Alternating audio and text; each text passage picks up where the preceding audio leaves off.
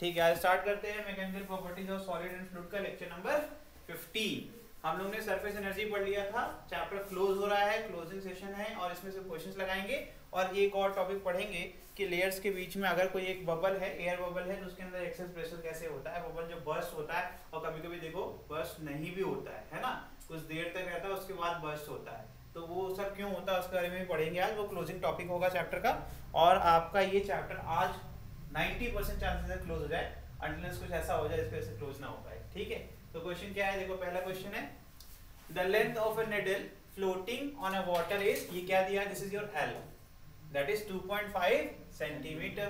Calculate the additional force required to pull the needle. अब ये जिसने अच्छे से पढ़ा है तो एक पर्टिकुलर मैंने एक डायग्राम के साथ एक रिलेशन लिखवाया था कि जब निडल को उठाते हैं तो फिर सरफेस टेंशन लगता है तो एडिशनल फोर्स लगाना पड़ता है। अगर याद हो डायरेक्टली उठा करके सीधे क्वेश्चन हो जाएगा। यहाँ सरफेस टेंशन की वैल्यू दी हुई है, तुमसे एफ पूछा गया है, तुमसे क्या पूछा गया है, एक्सेस फोर्स जो लगाना पड़ रहा है वो कितना होगा। एक्सेस फोर्स mg को छोड़ के होता है, mg को छोड़ के जो एक्स्ट्रा लग रहा है due to surface tension. Directly question है, आप 1 सेकंड के अंदर सॉल्व कर सकते हैं। तो एक ही आंसर था इसका 2TL। F is equal to क्या था, मैंने डिराइव किया हुआ था, एक्सेस वाली बात कर रहे हैं महक, तो फिर सिर्फ उतनी बात करेंगे जितनी जरूरत है, एक्स्ट्रा बात नहीं करनी है। ठीक है, ठीक है, क्या जाएगा 2 इंटू 7.2 10 पावर माइनस 2 इंटू, क्यों श्योर यहाँ 2.5 लिख देना सेंटीमीटर बस, ठीक है, 10 पावर माइनस 2। जल्दीबाजी में हम लोग ये गलतियां करते हैं, ध्यान दोगे जब तो देखोगे न्यूटन पर मीटर है, वहां पर सेंटीमीटर है। अगर ये न्यूटन ना होता, डाइन पर सेंटीमीटर होता, तब हम कभी भी कन्वर्जन नहीं करते। ठीक है, आंसर इसका आ जाएगा 3.6 into 10 to the power minus 3 होगा, 3 4 नहीं होगा, 3 न्यूटन। ठीक है, दिस इज योर आंसर। आगे बढ़ जाएं, समझ में आ रहा है। देखो डायरेक्टली आपको टॉपिक मिल जाएंगे अगर आप अच्छे से पढ़ोगे। A paper disc of radius r from which a hole of radius, बहुत अच्छी बात है। एक ये एनुलर डिस्क वाला केस अगर याद आ रहा हो, इनर रेडिया या आउटर रेडिया डायरेक्टली मैंने लिखवा रखा है ना। Is floating on a liquid surface tension T, what will the force of disk due to surface tension, ये तो मैंने पूरा करवा रखा है। आप 1 सेकंड में इसको सॉल्व कर सकते हैं, है ना। एक पेपर की डिस्क, आप अगर नहीं आ रहा है तो try to draw the diagram right now. Diagram जो बनाएगा वो सीख जाएगा तुरंत के तुरंत।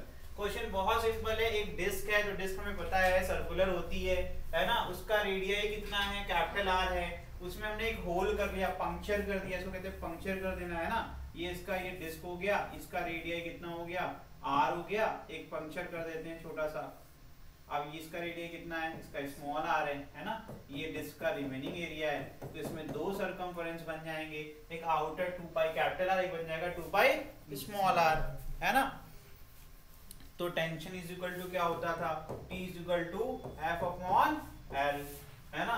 तो फोर्स जितना भी है F ही रखते हैं, है ना, और L कितना हो जाएगा, L हो जाएगा आपका 2 पाई capital R plus 2 pi small r, है ना, टोटल लेंथ। ठीक है, वेरी गुड, दे जाएगा F upon 2 pi capital R plus, this is your answer. देख लीजिए, ये तो हम लोगों ने खुद से इतनी बार ड्राइव कर लिया कि अब जरूरत है नहीं, कि अगर भूल भी गए तो कोई बात नहीं। ठीक है, अगर तुमसे किसी ने फोर्स कह दिया जैसा कि इसमें है, व्हाट इज द फोर्स ना, तो F इज इक्वल टू क्या आ जाएगा, T इंटू 2 पाई कैपिटल R प्लस, ऐसे भी कर सकते हैं, कोई परेशान होने की बात नहीं है। डायग्राम बनाइए, आंसर निकालिए। ठीक है, आगे बढ़ जाएं। चलिए, PQRS rectangular frame of copper wire. ठीक है, बहुत बढ़िया, ये भी बढ़िया क्वेश्चन है। एक टॉपिक मैंने पढ़ाया था जिसमें एक वायर लिया हुआ था जो कि आगे पीछे हो सकता था, मूवेबल होता था, वही टॉपिक उठा के दे दिया, जिसमें हम लोग ने क्या किया था, हम लोग ने मेम्ब्रेन को बड़ा किया था, है ना, और छोटा भी कर सकते हैं, है ना। ठीक, फिर यहाँ पर वहां पर मैंने आपको सिखाया था कि अगर 2 लेयर है उसके बीच में निडल रहेगा तो उसके ऊपर से भी लगेगा, है ना, और नीचे से भी लगेगा, ये सिखाया था ना मैंने। और वहां पर एक्सटर्नल फोर्स हम लगा रहे थे, वो कितना लगा रहे थे, वो इक्विलिब्रियम में लेकर के आएंगे तभी मेम्ब्रेन को बड़ा कर सकते, नहीं तो बड़ा नहीं कर सकते। ठीक है।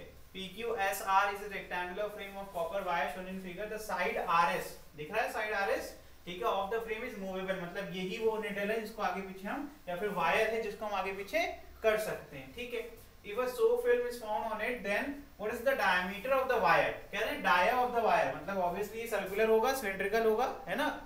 चलिए, तो डाया पूछ रहे हैं, मतलब आप रेडियस निकालोगे, डाया निकल जाएगा, ठीक है। टू मेंटेन इक्विलिब्रियम, आगे क्या कहते हैं, सॉल्यूशन कितना है भाई, 0.045 न्यूटन पर मीटर, और यहाँ पर डेंसिटी की क्या दी हुई है, 8.9 से 10 पावर 3। चलो, सबसे पहले क्या निकालोगे, force.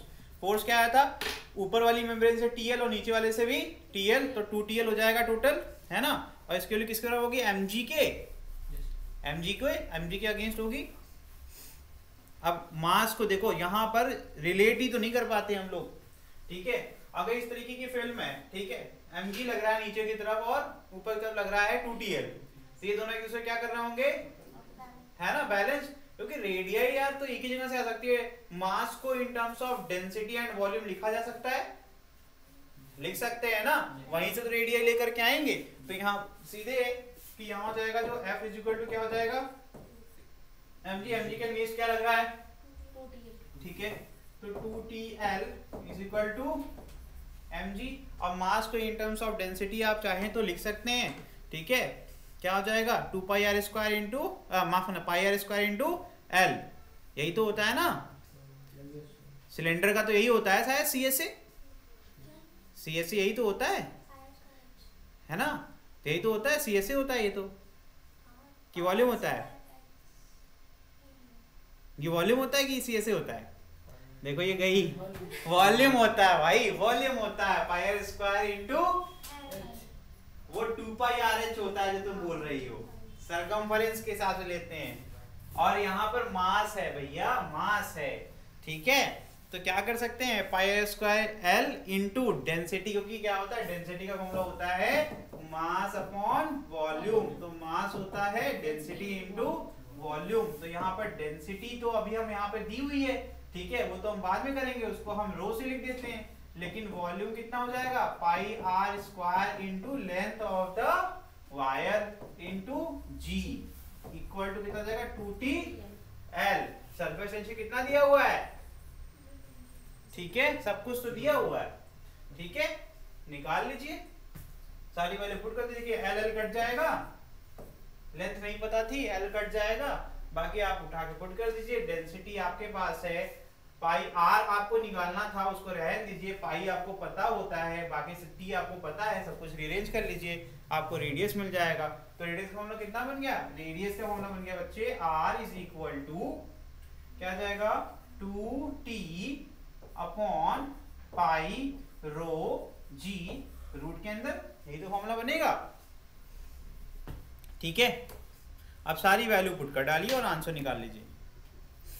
Once you get the radius, you get the dia.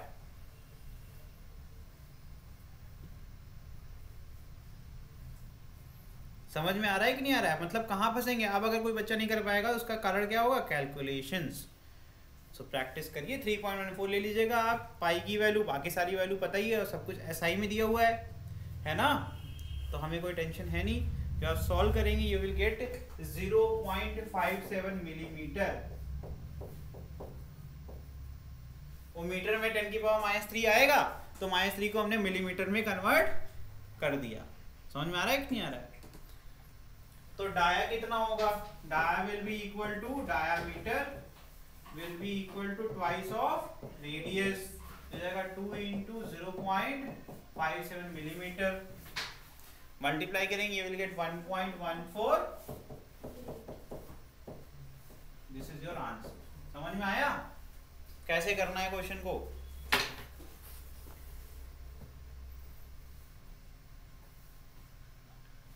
आगे बढ़ जाएं।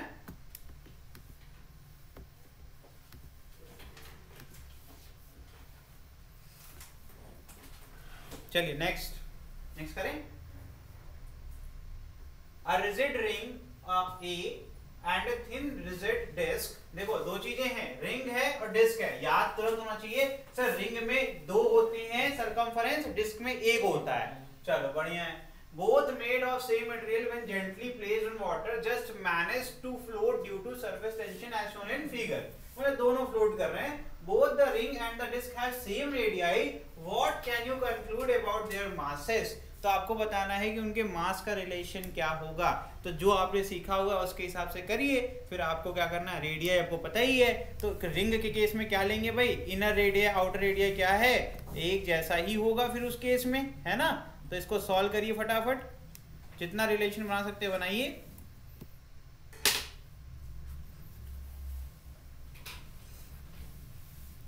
अच्छा मुझे ये बताओ, चलो मैं थोड़ा सा हल्का करता हूं आपके लिए ताकि याद हो जाए, ठीक है.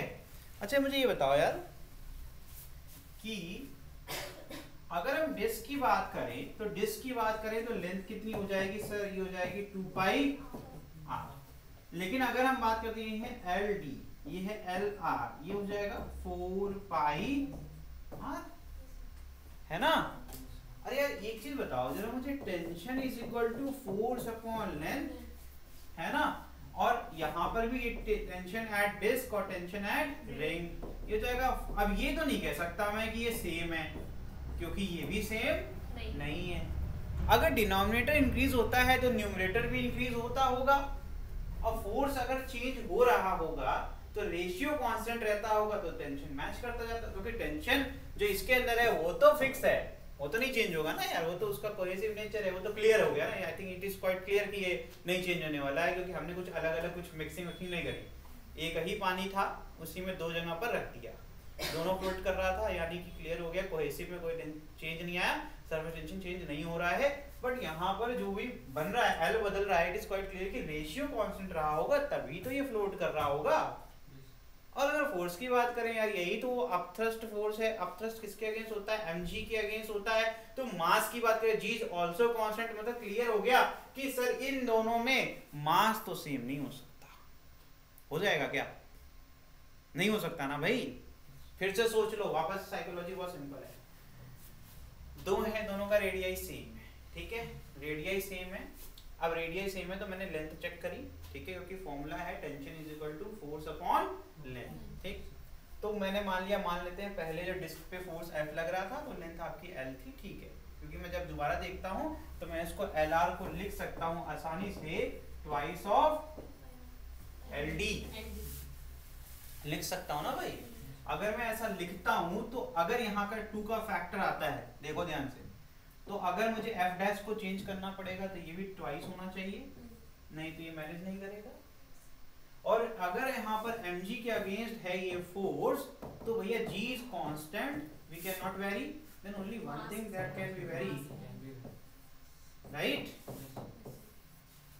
कुछ बचा, आंसर आ गया, समझ में आया. जरूर नहीं हमेशा सॉल्व करें, we can also get the concept अगर उसको ध्यान से 2 बार पढ़ें. तो इसीलिए इसमें ऑप्शन एक है कि आपका ट्वाइस मास क्या होगा, रिंग का ट्वाइस होगा, तभी वो फ्लोट कर रहा है. ठीक है, समझ में आ गया कि नहीं आ गया. So the mass of ring is, मैंने प्रूफ कर दिया, वैसे डेरिवेशन मैंने तुम्हारे सामने कर दिया, लेकिन तुम्हें ये चीज खुद भी दिखनी चाहिए. समझ में आ रहा है कि नहीं आ रहा है. तो आंसर क्या होगा, the mass of ring will be twice of mass of disc.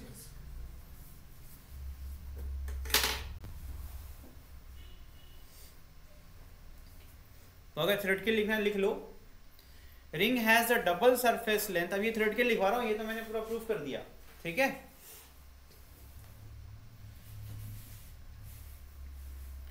Ring has the double the surface length in contact with liquid than that of disc. लिख दें क्या पूरा, चलो लिख देते हैं. Ring has double the surface length in contact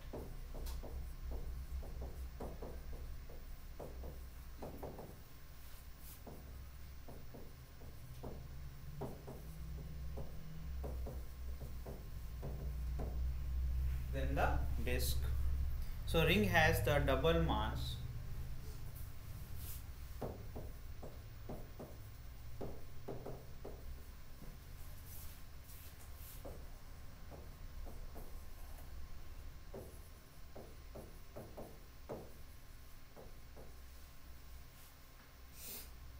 compared to the disc.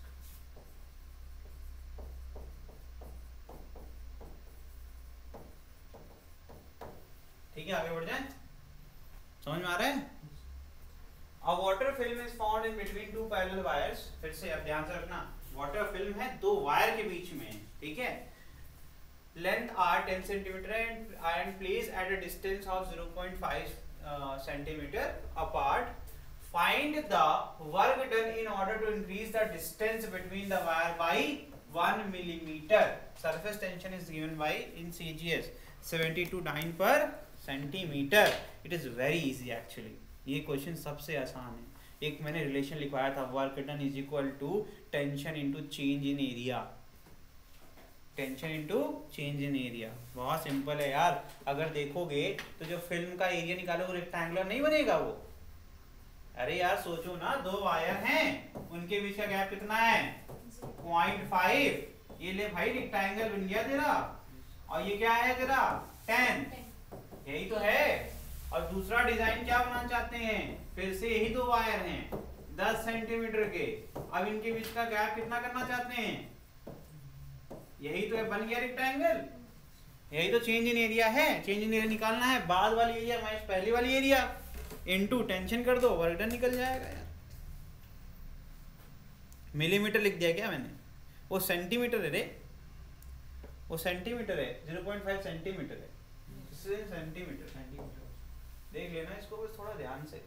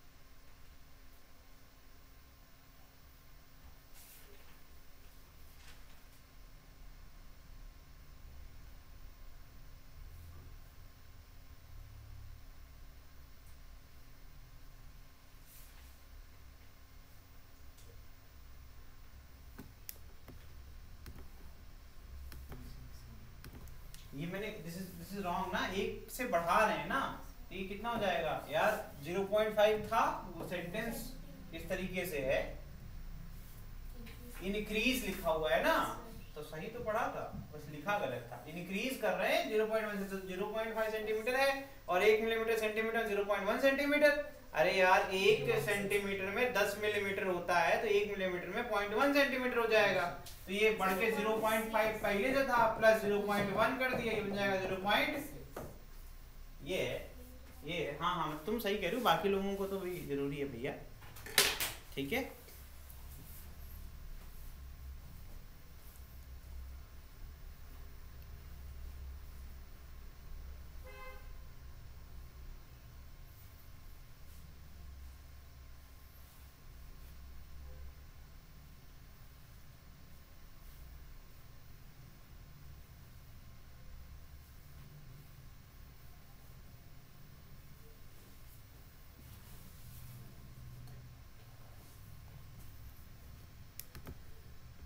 देखना चाह रहा था सरफेस एरिया तो ठीक है, लेकिन जब भी चेंज आएगा तो दो लेयर में चेंज आएगा ना, जब भी दो वायर में तो दो लेयर बन रही है ना, तो जो सरफेस एरिया इंक्रीज आएगा वो एक तरफ जितना आएगा उतना ही दूसरी तरफ भी आएगा। देखो ये एक बड़ी प्रॉब्लम होती है यार, ये बार बार समझाना पड़ रहा है। पिछली बार जब हमने बड़ा किया था एक वायर को ऐसे रख करके, तो हम दो क्यों लेते थे, एक ऊपर होता है एक नीचे होता है। जब भी हम मेम्ब्रेन की बात करेंगे भाई साहब, तो जब एरिया जब निकालोगे तो वो ट्वाइस निकालोगे, दो मेम्ब्रेन होती हैं। वाटर में जब भी हम निकालते हैं मेम्ब्रेन जब बोल रहे हैं तो दो लेयर हैं, तो हम जानते थे ना 70 वही सुनना चाहते हैं 72 कितने लोग बोलते हैं, इसका ट्वाइस आंसर आएगा ना। जब भी आप एरिया निकालेंगे तो W इज इक्वल, ये कलर है, तो W इज इक्वल टू जब भी करते हैं तो tension into change in area करते हैं, तो भैया जो चेंज इन एरिया का टेंशन कितना है 72, लेकिन जो एरिया में जो चेंज आएगा, आप ये तो सही कर रहे हो 10 इंटू 0.6 माइनस 10 इंटू 0.5, लेकिन ये 2 क्यों आ रहा है, क्योंकि दो लेयर होंगी ना भाई। जब तुम एक लेयर का चेंज बता रहे हो ना, तो मेम्ब्रेन में कितनी लेयर होती हैं, दो होती हैं ना, तो जब 2 होंगे टोटल कितना आएगा, ट्वाइस हो जाएगा ना। तो यहाँ कितना आंसर आया, अब जब आप इसको करेंगे तो कितना आएगा बताइए, ये 6 - 5 1 ही तो बचा, तो 2 मल्टीप्लाई कर दिया 144 डाइन, और क्या आएगा, नहीं ये तो वर्क है ना, जूल जूल या फिर आर्क, सीजीएस में क्या आएगा, ठीक है। ये न्यूटन पर सेंटीमीटर ये आ जाएगा, यहाँ पर ये सेंटीमीटर स्क्वायर, सेंटीमीटर घट जाएगा तो न्यूटन सेंटीमीटर होता, अगर डाइन सेंटीमीटर होता, माफ करना डाइन सेंटीमीटर होता ना, डाइन सेंटीमीटर हो जाएगा अर्ग, ठीक है। ये इसका आंसर है, बढ़िया से करो यार, ये सब बहुत बेसिक है। आगे बढ़ जाएं,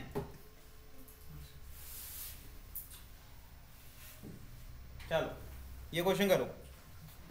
calculate the work done against the surface tension in blowing a soap bubble from a radius 10 centimetre to, कितना इंक्रीज कर रहे हैं 20 centimetre, if surface tension of soap solution कितना दिया हुआ है 25 × 10⁻³ न्यूटन पर metre, compare it with a liquid drop of same radii या फॉर सेम रेडियाई।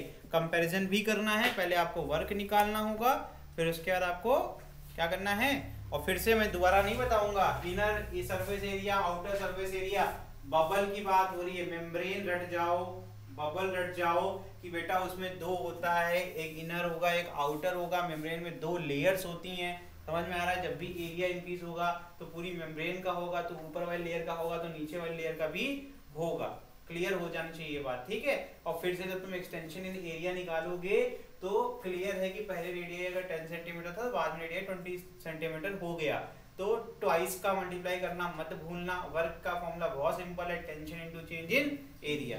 पहला क्वेश्चन सॉल्व, ठीक है। सो बबल का मैंने आंसर ही बता दिया आपको। अब बबल जो होता है स्फेरिकल होता है तो उसका एरिया होता है 4πr², फॉर्मूला एक ही होता है ना, तो क्या चेंज इन एरिया क्या हो जाएगा 2, बाद में कर लेना मल्टीप्लाई, मैं बस एरिया की बात करता हूँ किसी भी एक सरफेस की, इनर या आउटर की, 4πr² - 4πr1², r2 20 है, r1 10 है, ठीक है। आप पुट करके निकाल सकते हैं, जो भी आंसर आएगा उसी को ट्वाइस मल्टीप्लाई कर देंगे तो आउटर भी इंक्लूड हो जाएगा। ये टोटल चेंज इन एरिया आ गया। उसके बाद आपको वर्क निकालना है, तो टेंशन दिया हुआ है 25 × 10⁻³ न्यूटन पर मीटर। अब ये न्यूटन पर मीटर में दिया वो सेंटीमीटर में, तो वहीं कर लेते हैं उसको मीटर में, ठीक है। तो प्रॉब्लम दोबारा सॉल्व नहीं करनी पड़ेगी, ठीक है। तो यहाँ से जस्ट मल्टीप्लाई करेंगे आपको वर्क मिल जाएगा। फिर आपको सेम चेंज के लिए किसके लिए, लिक्विड के लिए करना है, तो लिक्विड के लिए सॉल्व करेंगे, फिर कंपैरिजन करेंगे, ये क्वेश्चन है, ठीक है। तो जल्दी करो, आंसर निकालो।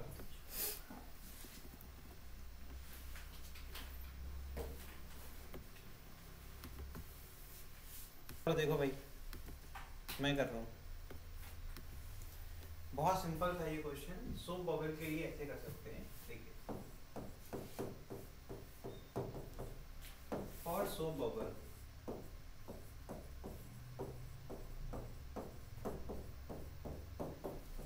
जो एक्सटेंशन इन एरिया है या फिर चेंज इन एरिया,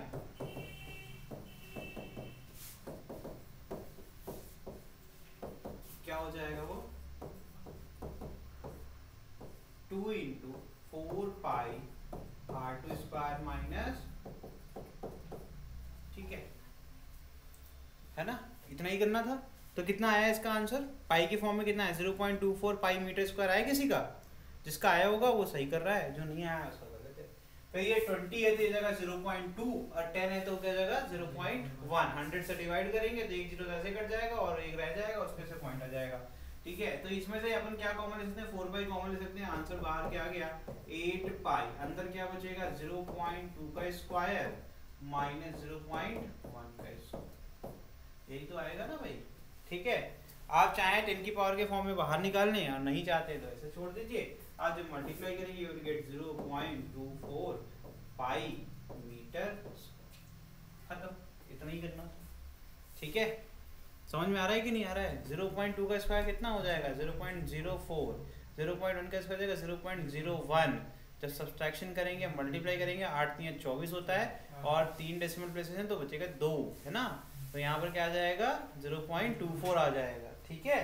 तो इस तरीके से ही किया जाता है, बहुत आसान क्वेश्चन था। तो वर्क डन पूछा जा रहा था, work done the tension into change in area, tension दिया हुआ है 25, कितना दिया हुआ है 25 इंटू 10 टू द पावर 3, ठीक है 25 into 10 to the power -3 into 0.24 pi.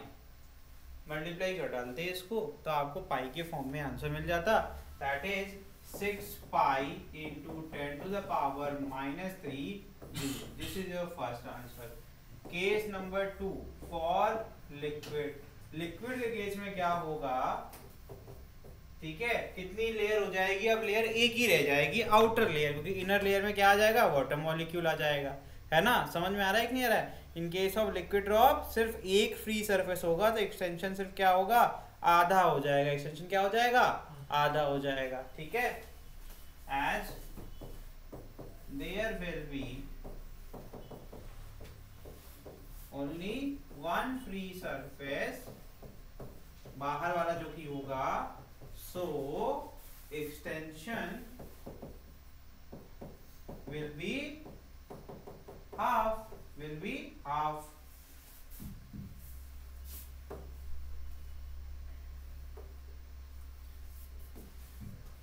will be half,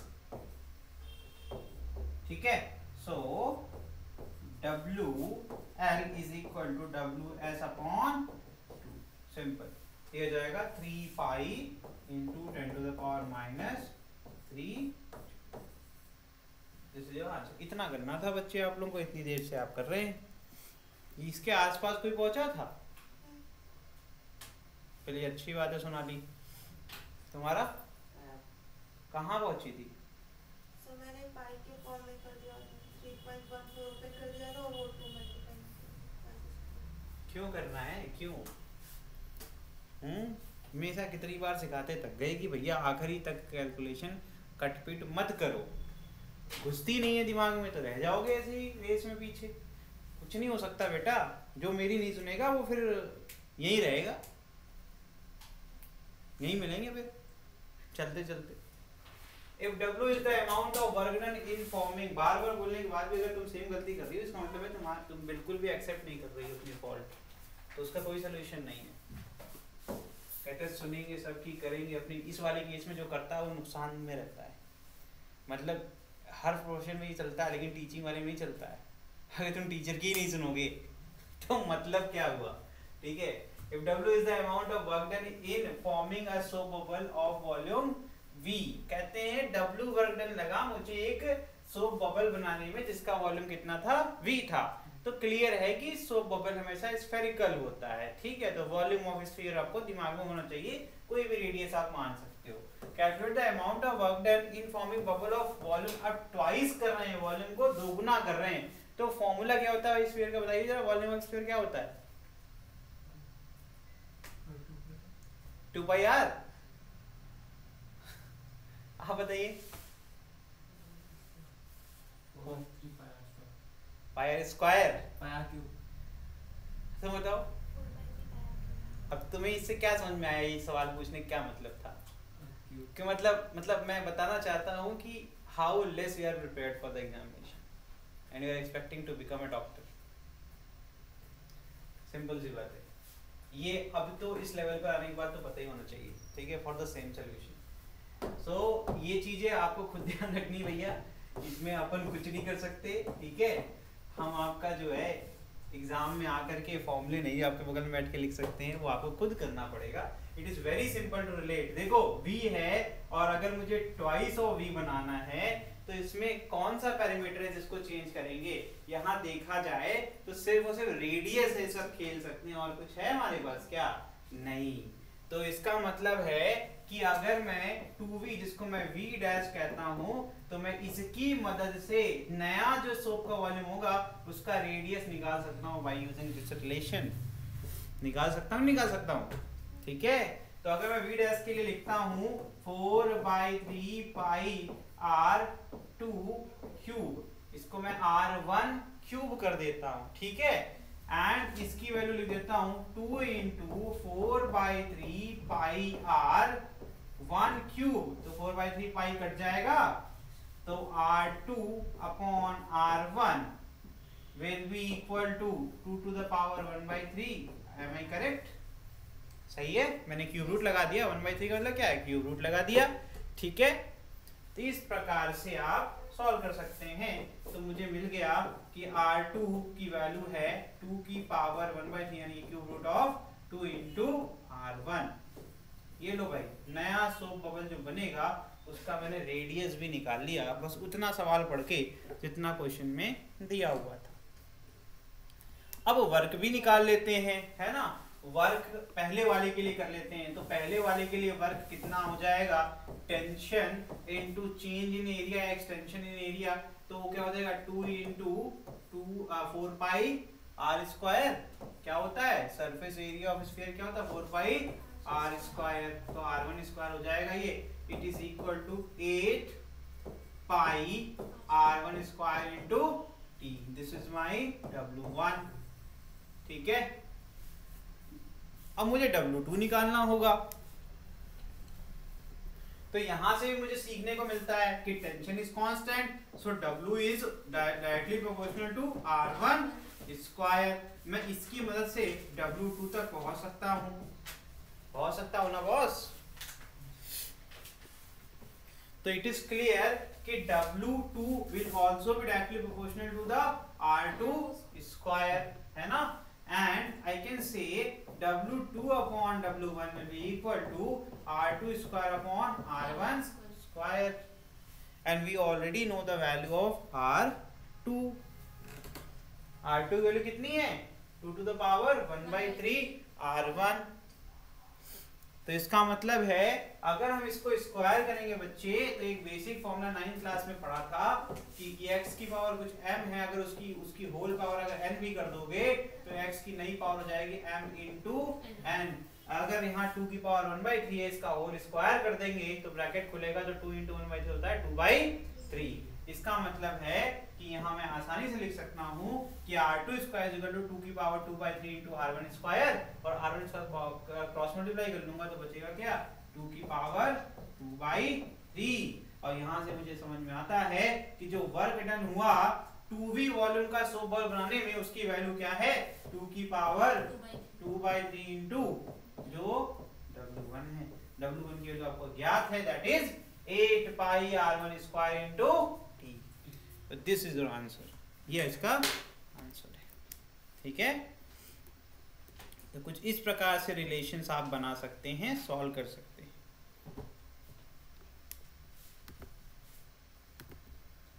चलो आगे बढ़े। अब big drop is found by, अब देखो इतनी बार ये आ गए, इस बार तो कर ही देना यार, है ना।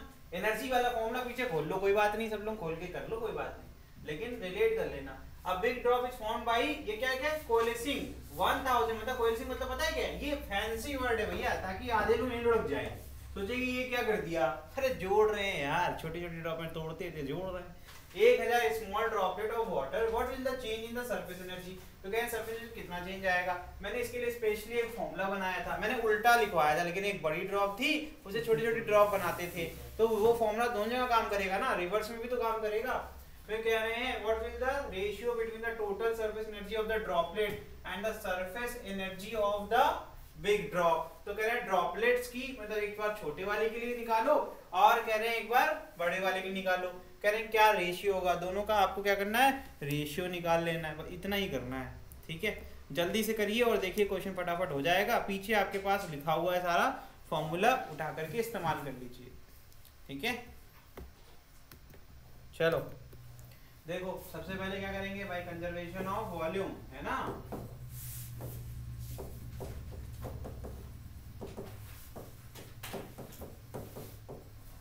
क्या हो जाएगा, जो पहले वॉल्यूम था और जो बाद वॉल्यूम था वो दोनों बराबर हो जाएंगे। तो बिगर ड्रॉप का अगर रेडियस r मान लेते हैं और स्मॉलर का स्मॉलर मान लेते हैं, ठीक है। इट इज क्लियर कि 1000 into 4/3 pi small r cube is equal to 4/3 pi capital R cube, है ना। तो यहाँ से आ जाएगा small r is equal to capital R by 10। सबसे पहला काम हो गया। अब सरफेस एनर्जी का सिंपल फॉर्मूला होता है, सरफेस एनर्जी ऑफ 1000, 3 ही 0 है यार ये, 1000 ड्रॉपलेट्स इज इक्वल टू क्या हो जाएगा भैया बताइए जरा, क्या फॉर्मूला था, n into 4πr² into t, है ना। तो n कितना है 1000 इंटू 4π, स्मॉल r की जगह मैं सीधे पुट करूंगा कैपिटल R बाई 10 का होल स्क्वायर, इसको 100 स्क्वायर लिख दूं, 10 का स्क्वायर 100 होता है, इंटू सरफेस टेंशन, ये 100 से ये गया तो क्या बचा 10 इंटू, अब इसको ब्रैकेट के अंदर लिखूंगा क्यों, मुझे आगे काम आएगा ये, ठीक है। ये हो गया तुम्हारा सरफेस एनर्जी ऑफ 1000। फिर surface energy of bigger drop,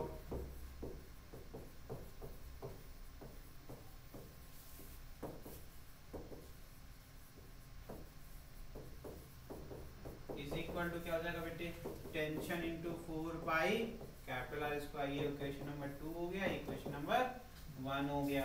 change निकालना है, change in energy is equal to क्या आ जाएगा भाई, अब इसको पॉजिटिव रखना है तो मैं, मुझे पता है ये छोटी वैल्यू तो डिक्रीज दिखाना है, डिक्रीज दिख जाएगा, E final minus in equal to -9 आ जाएगा, चलो यही कर लेते हैं यार, है ना, ई फाइनल माइनस, तो यहाँ से क्या आ जाएगा देखो ना, ये 10 इंटू टी इंटू 4πr² है, ये टी इंटू 4πr², तो क्या हो जाएगा, ये देखो ये कॉमन, इसको कॉमन लोगे 10 माइनस 1 कितना हो जाएगा 9, अरे माफ करना 1 माइनस 10 कितना हो जाएगा -9, तो यहाँ आंसर कितना है -9 इंटू 4πr², को मैं -9 बाद में इसको -36 कर दूंगा, बात अलग है, तो -9 into 4π capital R² into T, है ना। यहाँ पर लिखूंगा नेगेटिव साइन शोज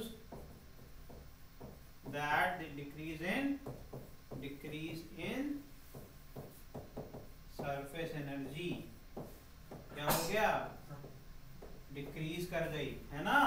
तो अगर हम मॉड्यूलस की बात करें, मैग्नीट्यूड की बात करें, तो change in energy is equal to 36 pi R² into T, यही तो होगा ना, 4 9 36 होता है, ये हो गया तुम्हारा, यहाँ तक क्वेश्चन खत्म हो गया, what will the change in the surface energy, ठीक है। अब रेशियो निकालने की बात की गई, आखिरी सवाल है ना, आखिरी सवाल कैसे करेंगे, कुछ करना ही नहीं है, इन दोनों को डिवाइड कर दो यार, है ना, इक्वेशन नंबर 1 को इक्वेशन नंबर 2 से डिवाइड कर दो, तुम्हें आंसर आ जाएगा 10 रेशियो 1, समझ में आ रहा है कि नहीं आ रहा है।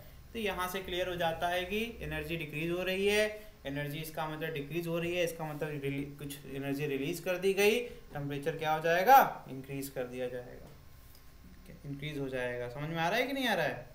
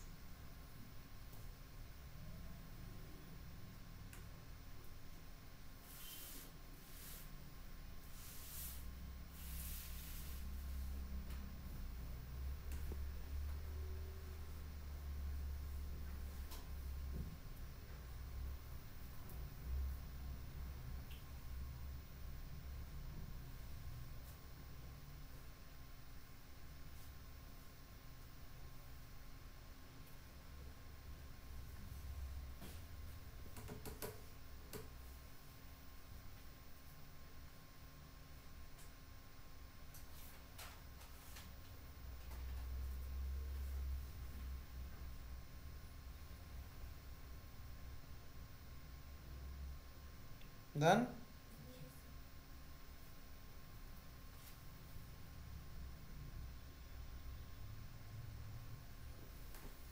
आंसर क्या आ जाएगा इसका, टेन रेशियो 1, आखिरी वाले का क्या जाएगा 10 रेशियो 1, सामने लिखा हुआ इक्वेशन नंबर में क्या है 10 टाइम्स है और इसमें 1 टाइम, तो डिवाइड करेंगे 3 टू का क्या जाएगा कट जाएगा, हो जाएगा 10 रेशियो 1, यहाँ मैं लिखे दे रहा हूँ, आंसर क्या जाएगा 10 रेशियो 1, ठीक है। चलो next, a water drop of radius 1 mm is split into 10 power 6 identical, अरे बहुत बढ़िया, कितने हो गए आपके 6 जीरो, है ना, एक के बाद 6 इतने आपके स्प्लिट हो गए छोटे छोटे आइडेंटिकल ड्रॉप्स में। सरफेस टेंशन कितना था 72 डाइन पर centimetre, find the energy spend, तो करे कितनी एनर्जी खर्च हुई। अच्छा ये जो क्लियर हो गया कि बड़ी ड्रॉप को अगर हम क्या करेंगे, बड़ी ड्रॉप में कन्वर्ट करेंगे तो एनर्जी डिक्रीज करती है, तो मतलब बड़ी ड्रॉप को छोटे में करेंगे इंक्रीज करेगी। अब ये साइकोलॉजी बिल्ड हो रही है ना धीमे धीमे, तो कर डालो इस क्वेश्चन को, रिवर्स सॉल्व करना है, पिछले वाले क्वेश्चन का उल्टा करना है, ठीक है।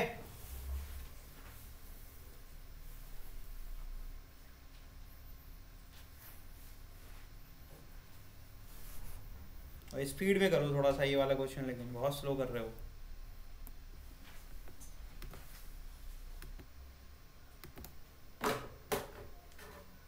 देखो भैया, वॉल्यूम रिमेन कांस्टेंट वाला कंसेप्ट फिर से लगेगा, कंजर्वेशन ऑफ वॉल्यूम,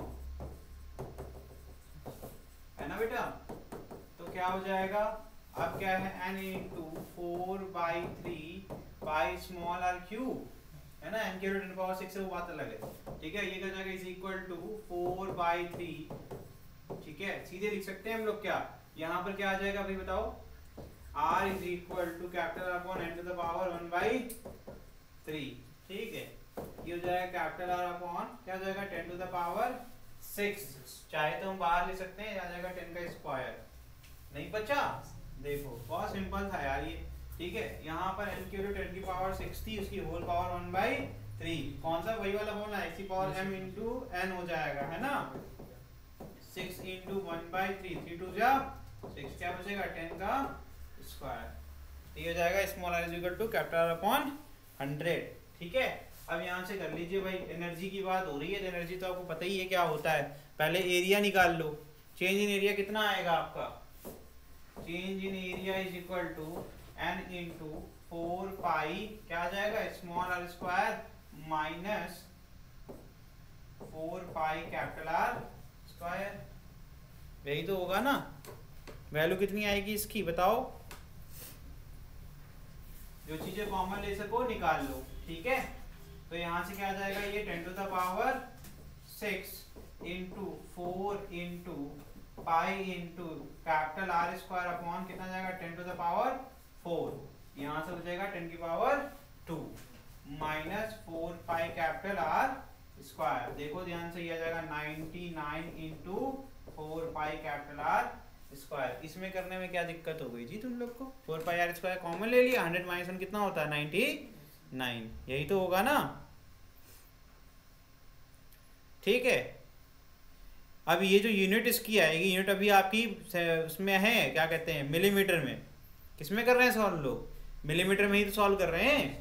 अरे ये मिलीमीटर में था तो ये भी मिलीमीटर में ही आएगा ना, ध्यान रखना है इसका, मिलीमीटर में हम लोग सॉल्व कर रहे हैं, तो मीटर में करेंगे तो 10 की पावर माइनस 6 आ जाएगा, क्योंकि स्क्वायर में है, ठीक है। अगर हम इस r को मीटर में करना चाहते हैं तो हमें क्या करना पड़ेगा, 10 टू द पावर माइनस 6 से मल्टीप्लाई, बिकॉज 1 मीटर में अगर आपको करना है तो कितना आ जाएगा 1000 मिलीमीटर, तो 1 मिलीमीटर में 10 टू द पावर माइनस 3, और स्क्वायर में है तो 10 टू द पावर माइनस 6, समझ में आ रहा है कि नहीं आ रहा है, ठीक है। तो ये हो गया आपका change in area in SI में कर दिया मैंने, ठीक है। मीटर स्क्वायर, यूनिट क्या होगी इसकी मीटर स्क्वायर।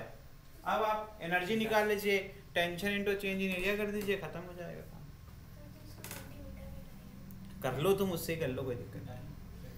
तो डाइन में है, लेकिन हमें एनर्जी निकालनी ना माता जी, तो हम जूल में निकालेंगे ना, एसआई में आंसर देंगे ना हमेशा, करना तो उसको भी करेगा पड़ेगा कन्वर्ट हमें, ठीक है। तो 72 क्या है, डाइन पर सेंटीमीटर दिया हुआ है, तो उसको कन्वर्ट कर डालो, क्या आ जाएगा, मल्टीप्लाई करोगे 10 टू द पावर माइनस 3, कितना करना पड़ेगा -3, तो यहाँ से आंसर क्या आ जाएगा, एनर्जी इज इक्वल टू क्या आ जाएगा T into change in area, तो जाएगा 72 into 10 power minus 3 into 99 into 4 pi into 10 power minus 6। इसको फर्दर सॉल्व करिए, सिंप्लीफाई करिए, यू विल गेट 89.5, पाई की वैल्यू 3.14 लेंगे, 89.5 into 10 to the power minus 6 joule, ये है इसका आंसर, ठीक है। यहाँ पर ये टॉपिक आप खत्म होता है। नेक्स्ट हेडिंग आपकी स्टार्ट हो रही है, access pressure inside a curved liquid surface, ठीक है। देखिए नेक्स्ट हेडिंग पढ़ते हैं, एक्सेस प्रेशर। एक्सेस प्रेशर की जो बात हो रही है, देखो एक चीज समझ में आती है, हम लोगों ने प्रेशर अच्छे से पढ़ा हुआ था, मैंने आप लोगों को समझाया था कि जो सबसे स्टेबल शेप होता है वो स्फेरिकल होता है ना। रीजन क्या बताया था कि जैसे ही वाटर ड्रॉप नल के पानी से अलग होती है फिर सारे कोहेसिव फोर्स क्या होते हैं, एक दूसरे को अपनी तरफ खींचते हैं, तो कॉन्ट्रैक्ट होता है, तो कॉन्ट्रैक्ट होके वो कौन शेप एक्वायर कर सकता है, सिर्फ स्फेरिकल, है ना, और कोई स्टेबल शेप नहीं होता है। अच्छा, अब एक चीज समझ में एक बात और आती है कि अगर कोई एयर बबल है तो अंदर गैस होगी या कुछ वैकेंट स्पेस होगा और आउटसाइड भी होगा।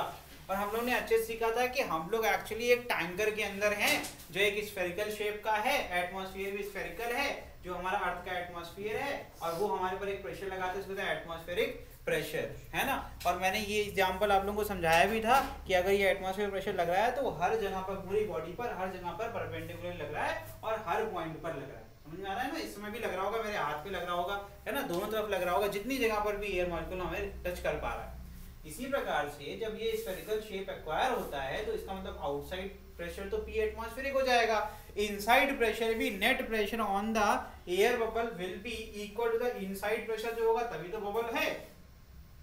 तो बर्स्ट कैसे होता है, बर्स्ट तब होता है जब ये प्रेशर बैलेंस क्या हो जाता है, इक्विलिब्रियम से अलग हो जाता है, यानी कि प्रेशर डिफरेंस कुछ वैल्यू नहीं लगता। जब तक प्रेशर डिफरेंस जीरो होता है, मतलब P inside minus P outside या फिर P outside minus P inside की वैल्यू अगर जीरो है तो इसका मतलब ये इक्विलिब्रियम है, ये बर्स्ट नहीं होगा। और जैसे ही ये बर्स्ट होता है इसका मतलब कहीं ना कहीं इनसाइड और आउटसाइड का प्रेशर बैलेंस जीरो नहीं है। समझ में आ रहा है कि नहीं आ रहा है? लिखिए, the pressure on the concave side, ये कॉनकेव साइड क्योंकि स्ट्रक्चर कैसा है, कॉनकेव है ना, कर्व्ड है, of curved liquid surface is greater than that on the convex side। convex आपको पता है ना, convex कौन सा जाएगा, आप अगर inside से देख रहे हो, this is your concave and this is your convex। समझ में आ रहा है कि नहीं आ रहा है? तो यहाँ पर देखिए, therefore a pressure difference exists across two sides of a curved surface, this pressure difference is called excess pressure। ठीक है, तो excess pressure inside the drop की अगर बात करें तो कैसे डिनोट करेंगे, लिखिए इसको, लिखिए let a drop of radius r, let a drop of radius r have internal and external pressure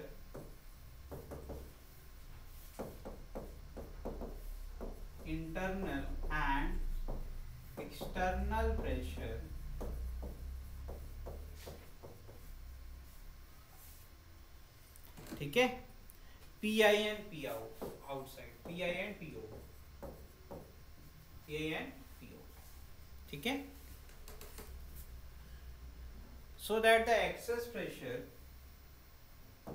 so P excess is equal to P inside minus P outside।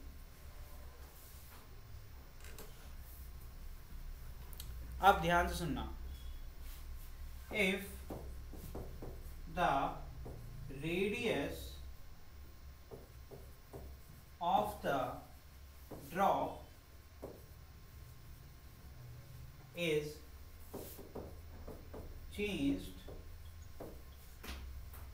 changed, हाँ बेटा, अच्छा ये स्क्रीन रुक गई है, रुक जा, ठीक कर रहा हूँ, ठीक है, is changed from r to r plus dr, हमने dr रेडियस इंक्रीज कर दिया, ठीक है, then work done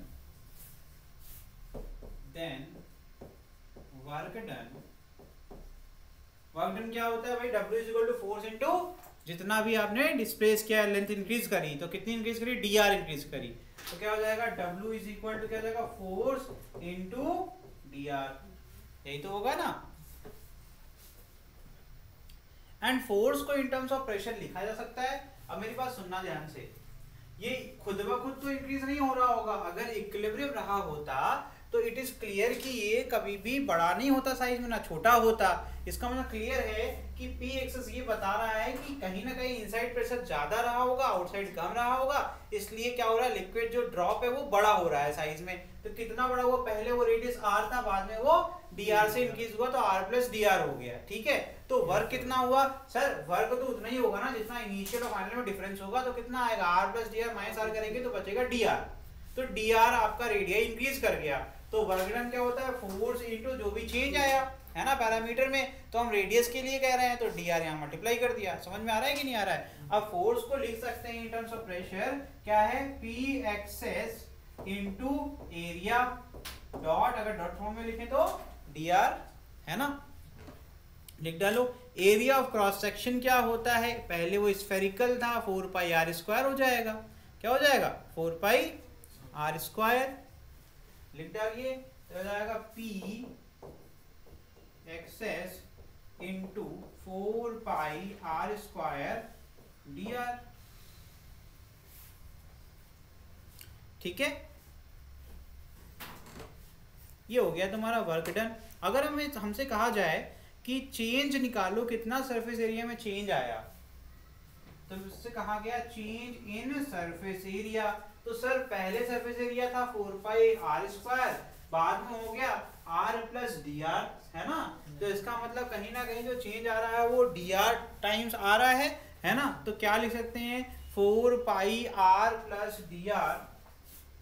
मैं इसको क्या नेक्स्ट स्लाइड पे लिखूं क्या? अच्छा लिख लो भाई, देखिए जरा। अरे यार,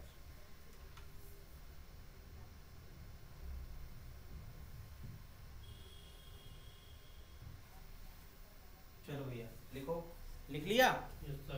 चलो तो यहाँ पर यही लिख देते हैं यार, टाइम खराब हो रहा है। तो ये हो जाएगा 4 pi r plus D r का whole square minus 4 pi are square, है ना। तो हम इसको ओपन कर सकते हैं, एक्सपैंड कर सकते हैं। अगर हम मान लेते हैं डी आर की वैल्यू बहुत छोटी है, तो डी आर हमने कैसे कहा था कि बहुत छोटी वैल्यू का स्क्वायर करेंगे तो हमें बहुत और छोटी मिलेगी, हम उसको नेग्लेक्ट कर सकते हैं। 0.1 का स्क्वायर 0.01 और छोटी वैल्यू मिल गई, इसका मतलब है कि हम उसको नेग्लेक्ट कर सकते हैं। तो हम क्या कर सकते हैं, डी आर स्क्वायर को नेग्लेक्ट कर सकते हैं, since D R is very small, so D R square is negligible. क्या है वो, नेग्लिजिबल है। तो इसकी वैल्यू कितनी आ जाएगी, लिखिए इसको, क्या आ जाएगा आपका 8 पाई आर डी आर। क्या आ जाएगा, 8 पाई आर डी आर। ये हो गया तुम्हारा चेंज इन एरिया।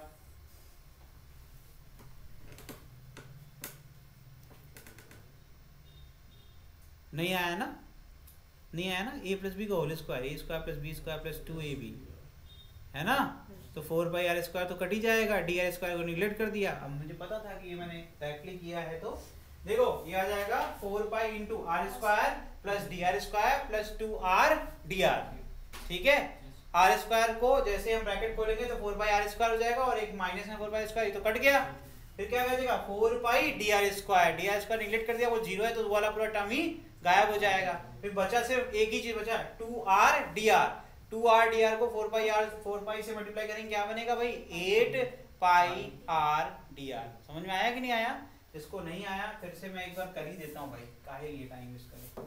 देखो ये हो जाएगा 4 pi are square plus D R square plus 2r dr। ठीक है, और माइनस में क्या था, 4 पाई आर स्क्वायर। देखो ये जीरो मान लिया गया तो उसको भूल जाओ। तो क्या आ जाएगा, 4 pi are square plus 4 pi into 2r dr minus 4 pi, ये देखो ये कट गया, बचा क्या, ये 4 2 से क्या होता है भैया 8 पाई आर dr।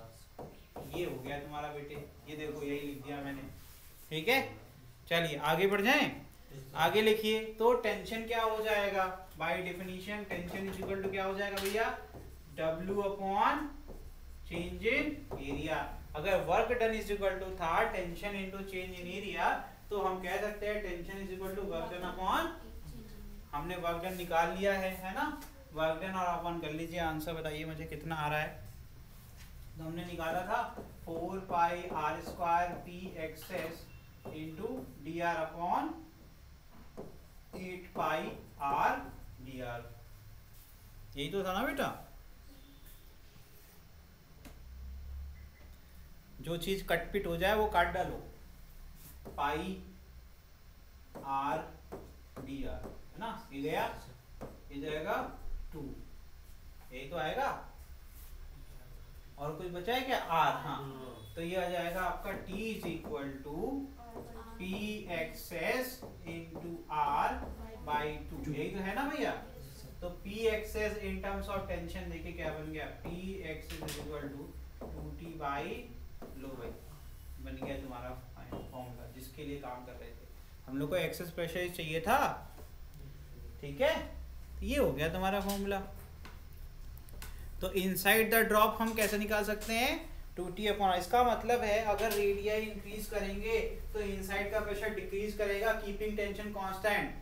रिलेशन देखो, ये ऐसे टाइम पास के लिए नहीं पढ़ रहे हैं, क्वेश्चन के लिए पढ़ रहे हैं भाई हम लोग। तो क्वेश्चन में क्या खेलेंगे आपके साथ, पहली बात तो इनसाइड के लिए, तो इसको इक्वल टू और लिखने हम P inside minus P outside. लो भाई पूरा कंप्लीट कर लो। तो खेल रहे हैं तुम्हारे साथ। देखो यहाँ पर मैंने कहा टेंशन को डिक्रीज कर दिया, तो कहोगे इनसाइड प्रेशर डिक्रीज हो रहा है, न्यूमरेटर डिक्रीज करेगा, पूरी वैल्यू डिक्रीज। अब मैंने कहा कि रेडियस डिक्रीज कर दिया तो इनसाइड प्रेशर इंक्रीज कर जाएगा, करेगा कि नहीं करेगा। अब फिर एक जनरल भाषा में, देसी भाषा में बात करते हैं। यार एक चीज बताओ, 10 लोग थे, ज्यादा जगह थी, आराम से बैठे, मैंने कहा कि एक सीट बैठा दो, क्या कर दिया, रेडियस डिक्रीज कर दिया, जगह कम हो गई। अब क्या होगा, प्रेशर बढ़ेगा ना, कोई इधर धक्का दे रहा है, कोई इधर धक्का दे रहा है, मेरी बात समझ गए कि नहीं समझ गए। तो वैसे ही वाटर मॉलिक्यूल हो गया यार, जब दूर दूर से बड़ा वॉल्यूम था, रेडियस ज्यादा था, तो भैया ऑब्वियसली ये टेंशन जिंदगी में कम है, प्रेशर भी, ठीक है, समझ में आ रहा है कि नहीं आ रहा है। तो फिर बाद में जब करीब करीब कर दिया तो प्रेशर ही प्रेशर हो गया, कोई सब चाहते हैं दूसरे को ये निकल जाता तो आराम से बैठ जाते, समझ गए कि नहीं समझ गए। तो उस तरीके से सोच लो तब भी हो जाएगा। तो इसको ऐसे देखा जाता है कि you have to always relate कि यहाँ पर टेंशन इंक्रीज करेगा, प्रेशर इंक्रीज करेगा, रेडियस इंक्रीज करेगा, डिनोमिनेटर इंक्रीज करता है, पूरी वैल्यू डिक्रीज करती है, ये डिक्रीज करेगा, डिनोमिनेटर डिक्रीज करेगा, कीपिंग द टेंशन कांस्टेंट, तो पूरी वैल्यू इंक्रीज कर जाएगी। समझ में आ रहा है कि नहीं आ रहा है। चलो भाई ये हो गया खत्म। अब ये लिखो heading, access pressure inside a cavity और एयर बबल इन लिक्विड। अब कह रहे हैं पानी के अंदर बुलबुला देखा ही होगा, है ना, ऑक्सीजन तो क्या होता है, भागते हुए ऊपर आता है वो, है ना।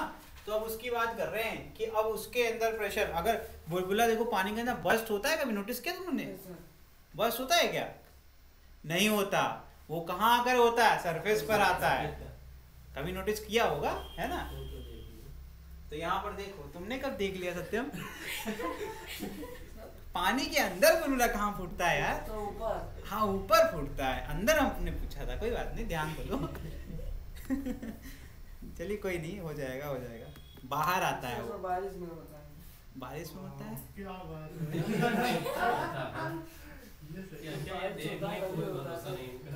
है, हो सकता है तुम कुछ बोल रहा हूँ समझ ना पा रहे हो, जैसे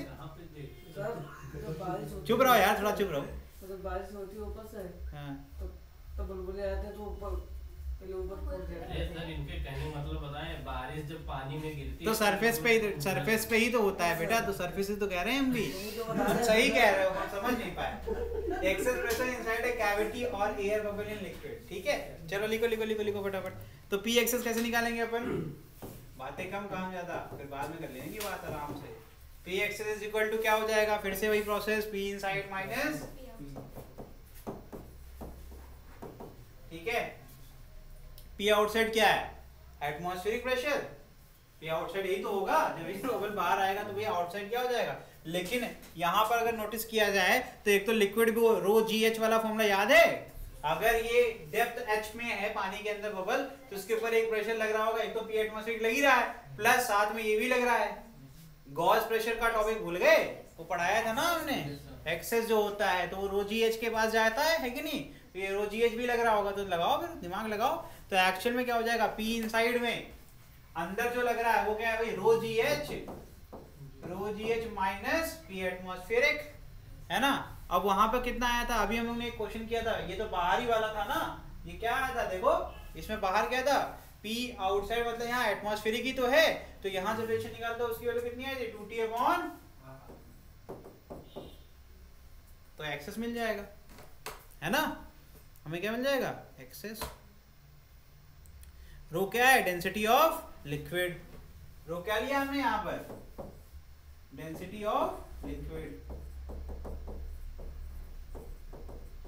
नहीं पच रहा फिर से देखो, कोई बात नहीं, फिर समझाएंगे, 10 बार समझेंगे, 50 बार समझेंगे, ठीक है, कोई दिक्कत नहीं है मुझे। तो एक्सेस प्रेशर नहीं आया समझ में, है ना, फिर से देखते हैं। अच्छा इनसाइड जो होगा एयर बबल के अंदर, वो तो पीछे 2t अपॉन r निकाल लिया अपन लोग ने, है ना, ठीक है। तो भैया यहाँ पर हो गया, इस केस को अगर देखेंगे तो ये हो गया, लेकिन इसमें एक एक्स्ट्रा प्रेशर लग रहा है, ये अगर उठा करके हम बाहर लेकर के चले आए तो 2t अपॉन r ही आंसर हो जाएगा। पानी के अंदर नहीं था ना पिछली बार, हम लोग बाहर बैठे हुए थे।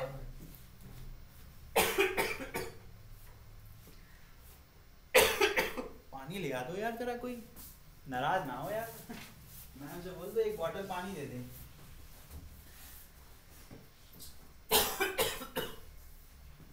चलो देखो,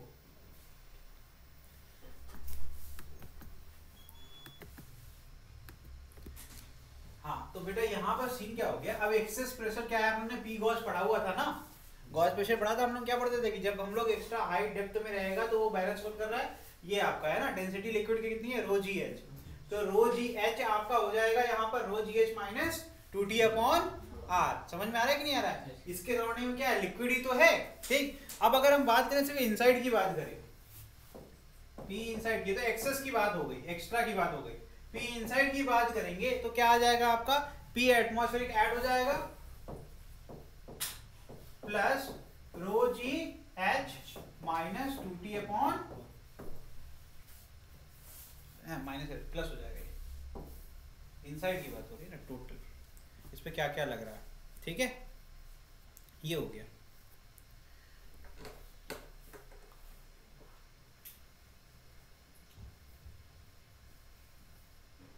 अब मैं आखिरी बार फिर से समझा रहा हूँ, आखिरी बार, जैसे लास्ट टाइम, लेकिन इस बार आ जाएगा, सबको आ जाएगा, ठीक है।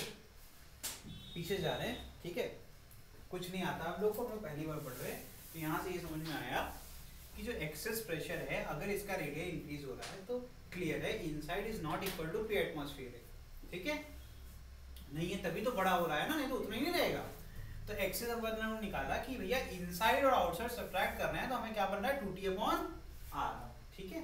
अब अगर इसके आगे क्या कर दिया हमने, लिक्विड भर दिया, ठीक है, तो क्या हो गया, लिक्विड भरने से दिक्कत क्या हो गई, यहाँ तो पी एक्सेस की बात हो रही थी, इनसाइड माइनस आउटसाइड जो कि रिप्रेजेंट करता है।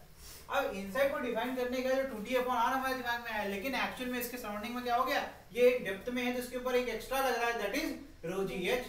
तो नेट आपका देखो कैंसिलेशन डिक्रीज हो रहा है कि इंक्रीज कर रहा है, डिक्रीज कर रहा है ना यार, मेरी बात समझ रहे हो कि नहीं समझ रहे हो। उसके बाद हमने कहा कि बाहर क्या था, लिक्विड के बाहर, अगर हम लिक्विड के बाहर रखेंगे तो पी एटमॉस्फेरिक आ जाएगा।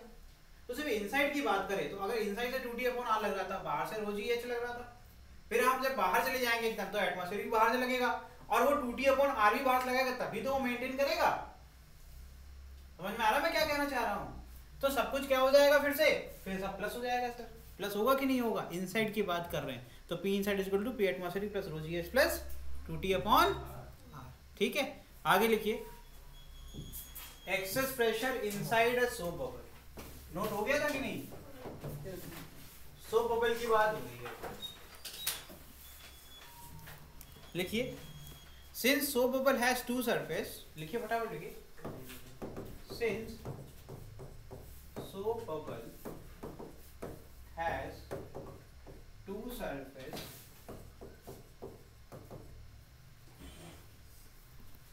excess pressure will get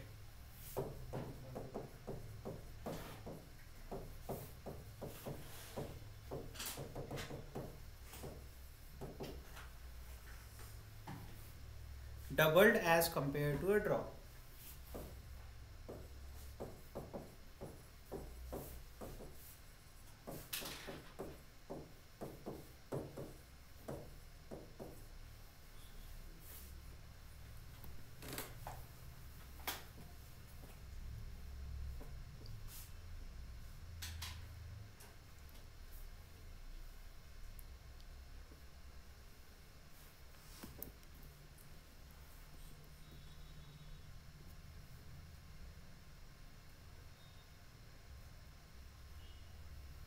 यार यहाँ पे प्लस होगा भाई, यहाँ पे प्लस होगा, मैं उसी पर अटका हुआ था अभी तक, क्योंकि अगर हम ध्यान से देखें इसमें एक्सेस की बात हो रही है, तो अगर हम इनसाइड की बात करें, अगर हम रेफरेंस लेते हैं आउटसाइड जो एयर है, एयर मॉलिक्यूल, ठीक है, तो उसमें पी एटमॉस्फेरिक होता है। अब इनसाइड के लिए जब यहाँ पर रो जी एच एक्स्ट्रा आ रहा है, तो 2T अपॉन आर को अगर हमें अगर फिर भी इसको बड़ा करना है, अगर इसको हमें साइज में बड़ा करना है बबल को, तो हमारे पास एक ही ऑप्शन है कि पहले हमें इसको भी बैलेंस करना पड़ेगा, ठीक है।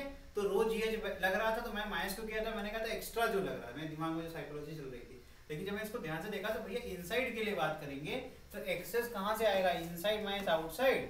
अब देखना ध्यान से, ऐसी प्रॉब्लम तुम्हारे साथ भी हो सकती है, अब मेरे से हुई है भी, आपके सामने एक बबल है, ठीक है, P इनसाइड ये है इसका, ठीक है, और ये पूरा सराउंडिंग, अब इसमें P आउट आपका P एटमॉस्फेरिक भी लग रहा है, यहाँ पर क्या लग रहा है, P एटमॉस्फेरिक, सुना ध्यान से, P एटमॉस्फेरिक लग रहा है, प्लस जब हम लोग ने निकाल गॉस में से पढ़ा था तो वहां पर ये रो GH उसके साथ जुड़ जाएगा, हो जाएगा ना भैया, ये दोनों मिल करके लगाएंगे।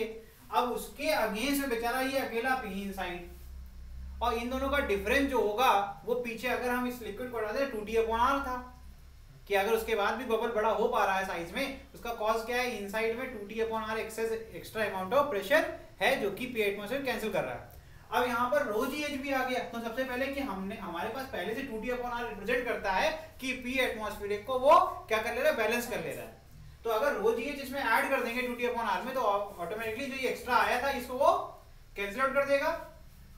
तो इसका मतलब है ये आने से फायदा क्या हुआ, 2T/R से वो वापस से अपने साइज को बड़ा कर पा रहा है। मेरी बात समझ गए, समझ गए? एक्सेस का मतलब क्या था कि इक्विलिब्रियम कंडीशन नहीं है, size of bubble should increase, यही है ना। तो इसका मतलब है कि ये अगर हमारा ये लिक्विड हटा दो तो हमारे पास ऑलरेडी एक फॉर्मूला 2T/R है जो पीछे डिराइव करके आ रहे हैं। तो लिक्विड के आने से हुआ क्या, लिक्विड के आने से रो GH एक्स्ट्रा ऐड हो गया, ठीक। तो रो GH एक्स्ट्रा ऐड हुआ तो हम भी P इनसाइड में रो GH एक्स्ट्रा ऐड कर देंगे, तो हमें एक्सेस मिलेगा कि नहीं मिलेगा?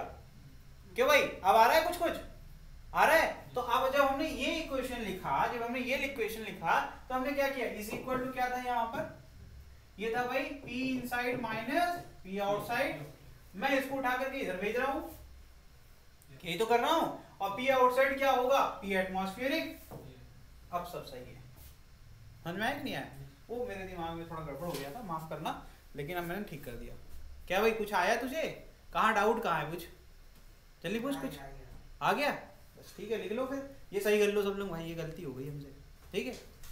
यहाँ पे मेरे दिमाग में थोड़ा कंफ्यूजन हो गया, आगे बढ़ जाए।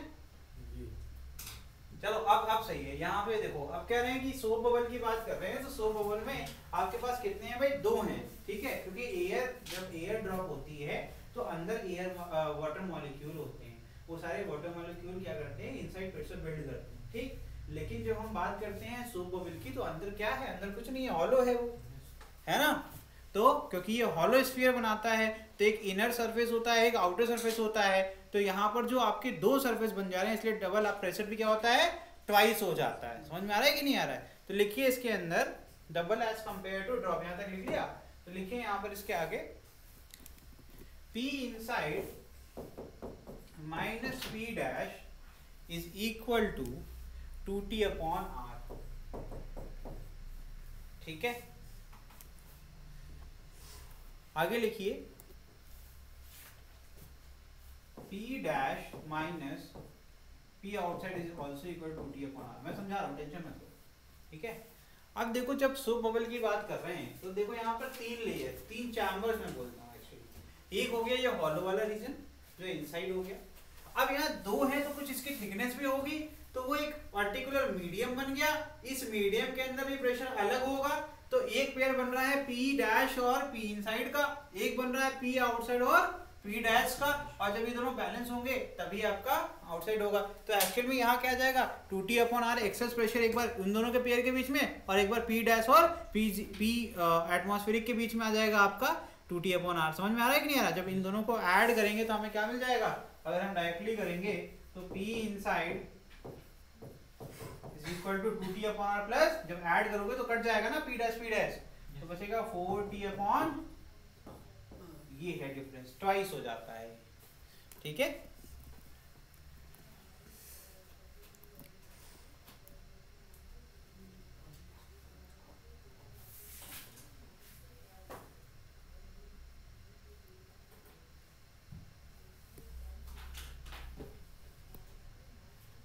हो गया?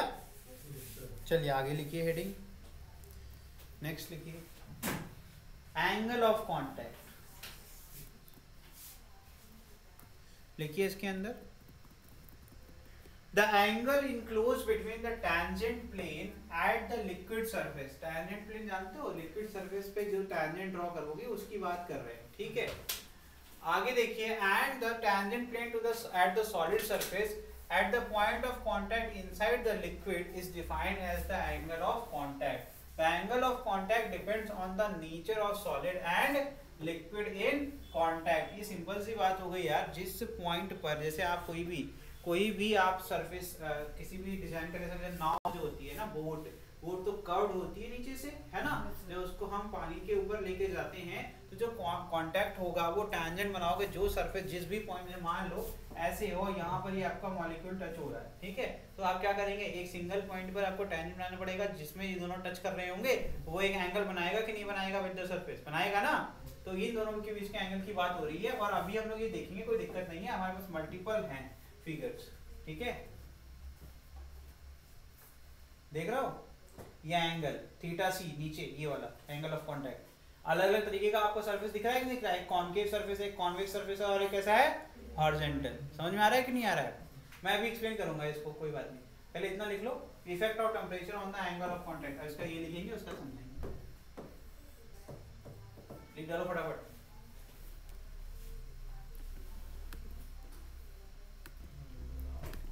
देखिए इफेक्ट ऑफ टेंपरेचर लिखिए फटाफट। On increasing temperature surface tension क्या होता है, डिक्रीज करता है।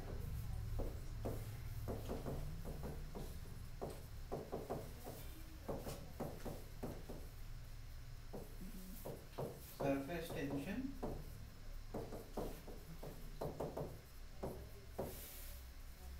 Decreases, thus cos theta c increases, thus cos of theta c क्या होता है, थीटा सी जानते हो क्या होता है, एंगल ऑफ कांटेक्ट।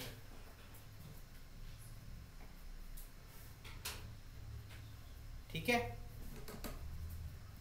और cos जब इंक्रीज करता है तो थीटा क्या कर रहा है उस टाइम पर, इनवर्सली प्रोपोर्शनल होता है किसके, थीटा सी डिक्रीज करता है। आपको पता है ना, cos अगर इंक्रीज कर रहा है, जिसको अभी भी नहीं आ रहा है, cos थीटा तभी इंक्रीज करता है जब थीटा डिक्रीज करता है। ठीक है, cos थीटा से इंक्रीज कर रहा है, इसमें थीटा से क्या कर रहा है, डिक्रीज हो रहा है। समझ में आ रहा है कि नहीं आ रहा है? तो इसका मतलब जब हम टेम्परेचर इंक्रीज करते हैं तो cos थीटा इंक्रीज होता है और रिजल्ट क्या करता है, एंगल ऑफ कांटेक्ट को डिक्रीज करवाता है। एक रिलेशन बना सकते हैं, थीटा सी इनवर्सली प्रोपोर्शनल है 1 अपॉन टेम्परेचर। आगे बढ़ जाएं, इफेक्ट ऑफ इम्प्योरिटी लिख रहे थे क्या, लिख लो भाई, जल्दी लिखो थोड़ा। मतलब ये तो समझ में आ रहा है कि जब कोई इंक्रीज करेगा सरफेस टेंशन तो cos थीटा सी क्या करेगा, डिक्रीज, और जब cos थीटा सी डिक्रीज करेगा थीटा सी क्या हो जाएगा, इंक्रीज। अच्छा, सरफेस टेंशन से फायदा होता है, कॉन्ट्रैक्ट होता है ना। जब कॉन्ट्रैक्ट होता है तो देखो ध्यान से, अभी हम जंप कर रहे हैं इस टॉपिक पे ये देखो यहाँ पर थीटा सी क्या दिखाया गया है ना, बहुत सिंपल था, टैंजेंट ही बनाना था, जिस पॉइंट पे कांटेक्ट कर रहा है उस पे बना दिया, थीटा सी मिल गया। ठीक, जब सरफेस टेंशन इंक्रीज करेगा, जब सरफेस टेंशन इंक्रीज करेगा तो ये कॉन्ट्रैक्ट होगा, है ना, कॉन्ट्रैक्ट होगा तो सारे के सारे मैक्सिमम स्फीयर की तो जाना चाहेंगे, तो सरफेस ज्यादा क्या होगा, इस तरीके का शेप लेने लगेगा। जब ऐसा शेप लेगा तो इसका मतलब है कि एंगल क्या होगा, वो ज्यादा होता जाएगा, है ना। देखो ना, ये एंगल देखो, टेंजेंट क्या ऑब्ट्यूज हो गया, यहाँ पर क्या हो रहा है आपका, ये देखो यहाँ पर 90, यहाँ पर एक्यूब। समझ में आ रहा है कि नहीं आ रहा है? तो इसमें देखा जाए थीटा सी कहाँ इंक्रीज कर रहा है सबसे ज्यादा, उधर। ठीक, अभी देखेंगे, फिर वापस से फिर से जाएंगे रिलेट करने, फिर से पढ़ेंगे। अभी ये लिख लो, इम्प्योरिटी में क्या होगा, लिखिए, इसमें दो प्रकार की इम्प्योरिटी हो सकती है। पहली क्या होगी, सॉल्यूबल, है ना, और एक क्या होगी, इनसॉल्यूबल, है ना। तो सॉल्यूबल क्या करेगी, सॉल्यूबल इम्प्योरिटी क्या करती है, इंक्रीज कर देती है टेंशन को, है ना। Impurity increases surface tension, surface tension increase होगा तो इसका मतलब क्या होगा, cos थीटा सी क्या करेगा, डिक्रीज हो जाएगा भैया, और थीटा सी क्या होगा, इंक्रीज हो जाएगा। पार्शियली सॉल्यूबल, इसको चेंज करते हैं थोड़ा सा, बार नहीं लिखा है ना। इससे क्या होगा, सरफेस टेंशन क्या होगा, डिक्रीज करेगा, क्या होगा, डिक्रीज करेगा, ठीक है। फिर cos थीटा सी क्या करेगा, इंक्रीज करेगा, ठीक है। और थीटा सी क्या करेगा, डिक्रीज करेगा, ठीक है। थीटा सी क्या करेगा, डिक्रीज।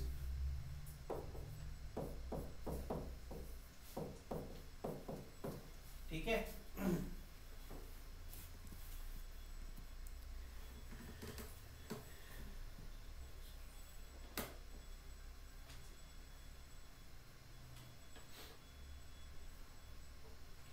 नेक्स्ट है इफेक्ट ऑफ वाटरप्रूफिंग एजेंट। तो वो हाँ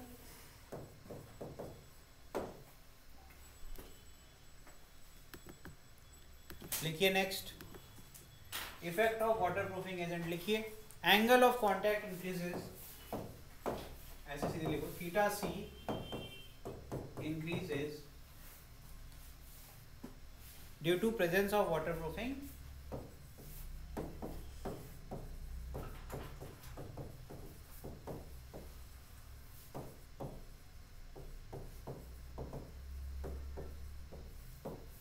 agent. It changes from acute to obtuse.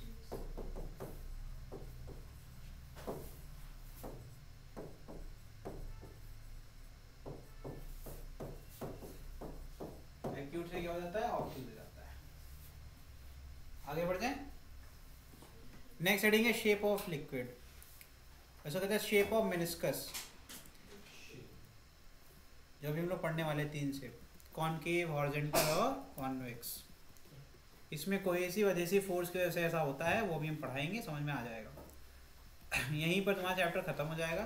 Capillary tube मैंने पहले ही पढ़ा दिया है, लेकिन दोबारा से एक बार पढ़ा दूंगा, ठीक है। आगे बढ़ जाएं। यहाँ एक हेडिंग लिखो,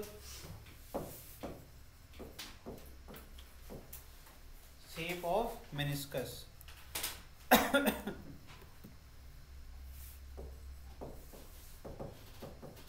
ये हेडिंग है, इसके अंदर लिखिए, when liquid is brought in contact with solid surface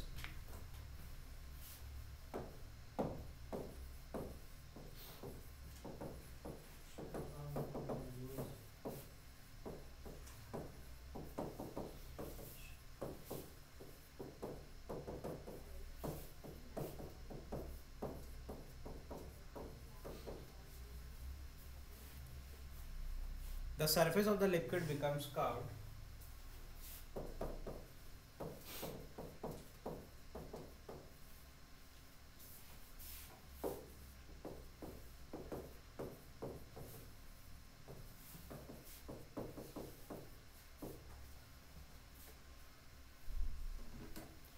Near the place of contact.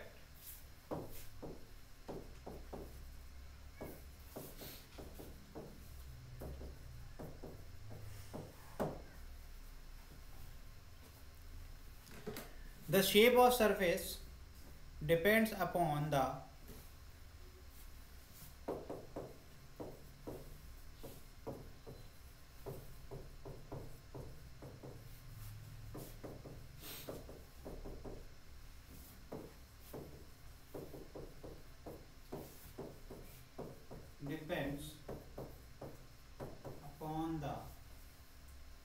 relative force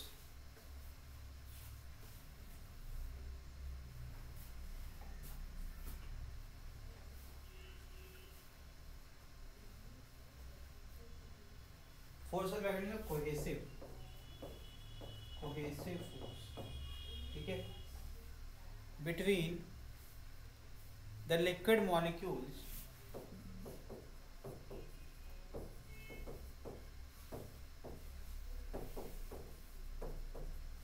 and adhesive force between liquid and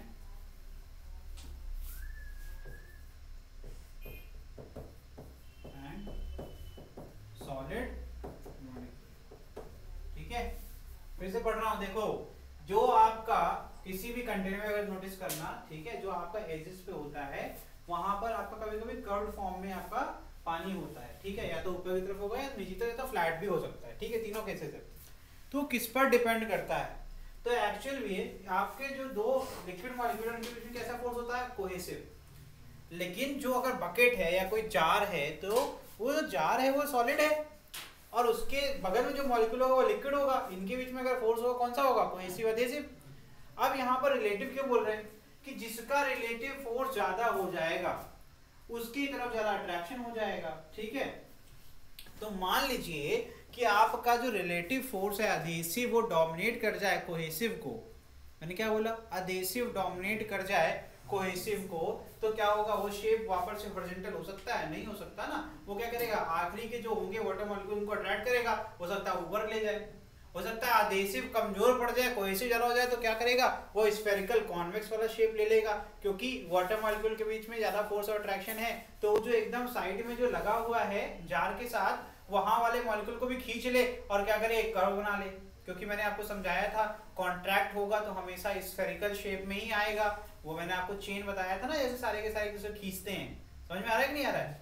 और जब बैलेंस हो जाएगा तो फ्लैट हो जाएगा, समझ में आ रहा है कि नहीं आ रहा है, कि जितना फोर्स आपका एडहेसिव लग रहा है उतना ही कोहेसिव लग रहा है, तो न्यूट्रल हो जाएगा, तो आपका हॉरिजॉन्टल लेवल मेंटेन हो जाएगा। समझ में आ रहा है कि नहीं आ रहा है, तो ये हो गया। तो आगे लिखिए इसके, the free surface of a liquid, full stop बाद लिखिए, एक स्लाइड ऐड कर लें।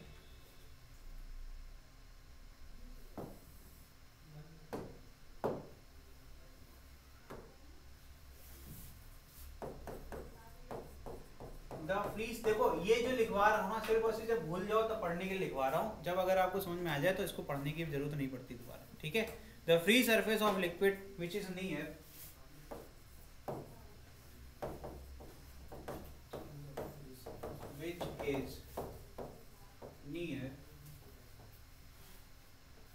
the walls of a vessel, the walls of a container, vessel, जो भी लिखना चाहो लिख लो, ठीक है, vessel which is curved because and which is curved because surface tension is known as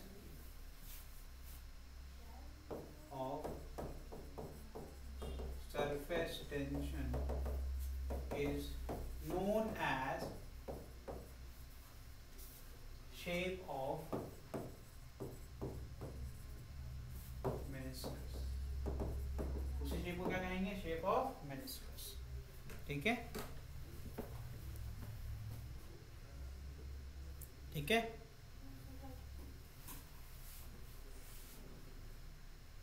लिखिए फुल स्टॉप, आखिरी लिखिए, the cohesive force act an angle of 45, the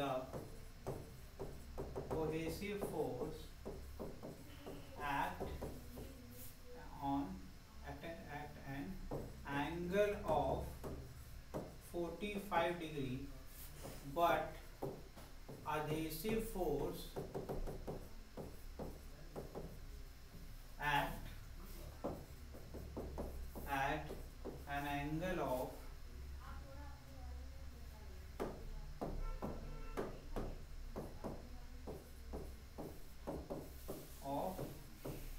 90, ठीक है, to the solid surface।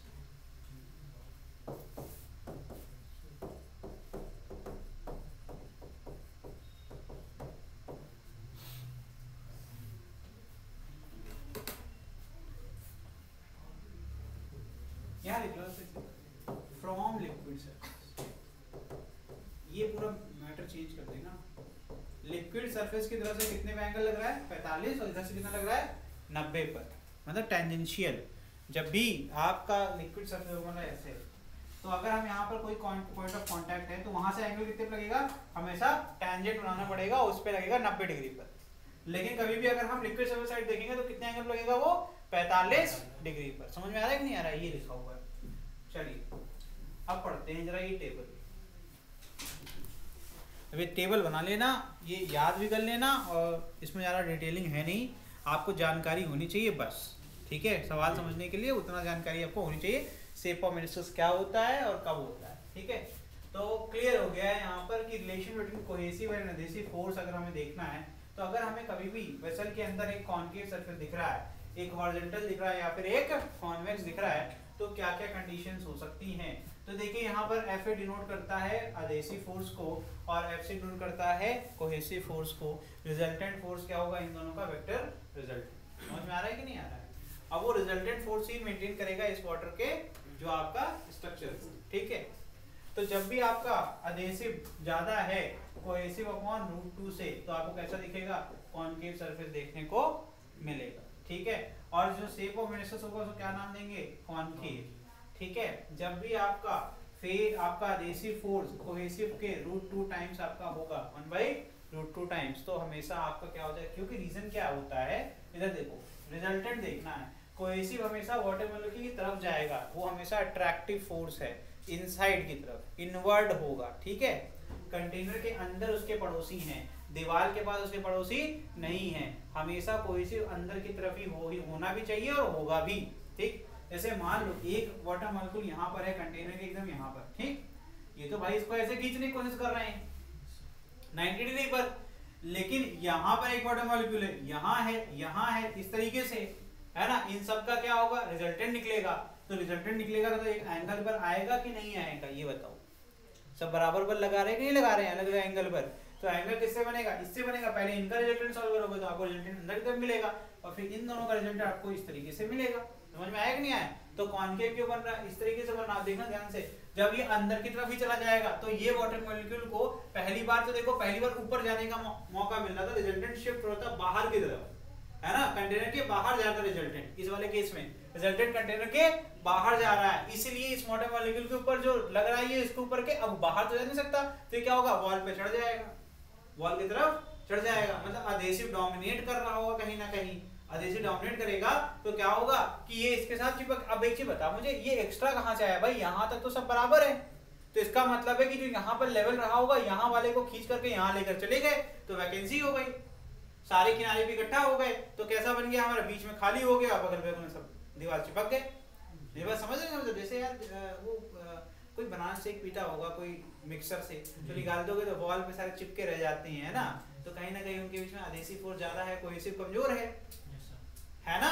कभी भी अगर आप देखोगे जहां जब भी वो घूमता है तो वो ऊपर की तरफ जहां तक लेवल है उससे ऊपर लगा रह जाता है ना, क्योंकि उनके बीच में एडहेसिव जो है वो ज्यादा हो जाता है, कोहेसिव कमजोर है। मेरी बात समझ रहे हो? अब यहाँ पर क्या हो रहा है, यहाँ पर तुम समझो एक्चुअल में नॉर्मली होना तो ये चाहिए था, वाटर लेवल इस तरीके से है सारे के सारे मॉलिक्यूल। अब यहाँ के मॉलिक्यूल तो अपनी जगह पर ही रहे, क्योंकि यहाँ पर एडहेसिव डोमिनेट कर रहा है। तो अब धीमे धीमे ये क्या हो रहा है, यहाँ वाले को एक फोर्स ऑफ अट्रैक्शन लग रहा है, तो ये जब यहाँ इकट्ठा होते जाएंगे तो भैया यहाँ पे खालीपन होगा कि नहीं होगा। जितने मॉलिक्यूल जाएंगे यहाँ से उठ करके वही तो जाकर के यहाँ इकट्ठा होंगे, बाकी जो यहाँ वाले हैं वो ऑलरेडी। अच्छा ये बताओ, पहले से एडहेसिव ज्यादा है तो ये कहीं जाने देगा इसको? नहीं जाने देगा ना, तो जो खाली बैठा उसी को तो खींचेगा अपनी तरफ।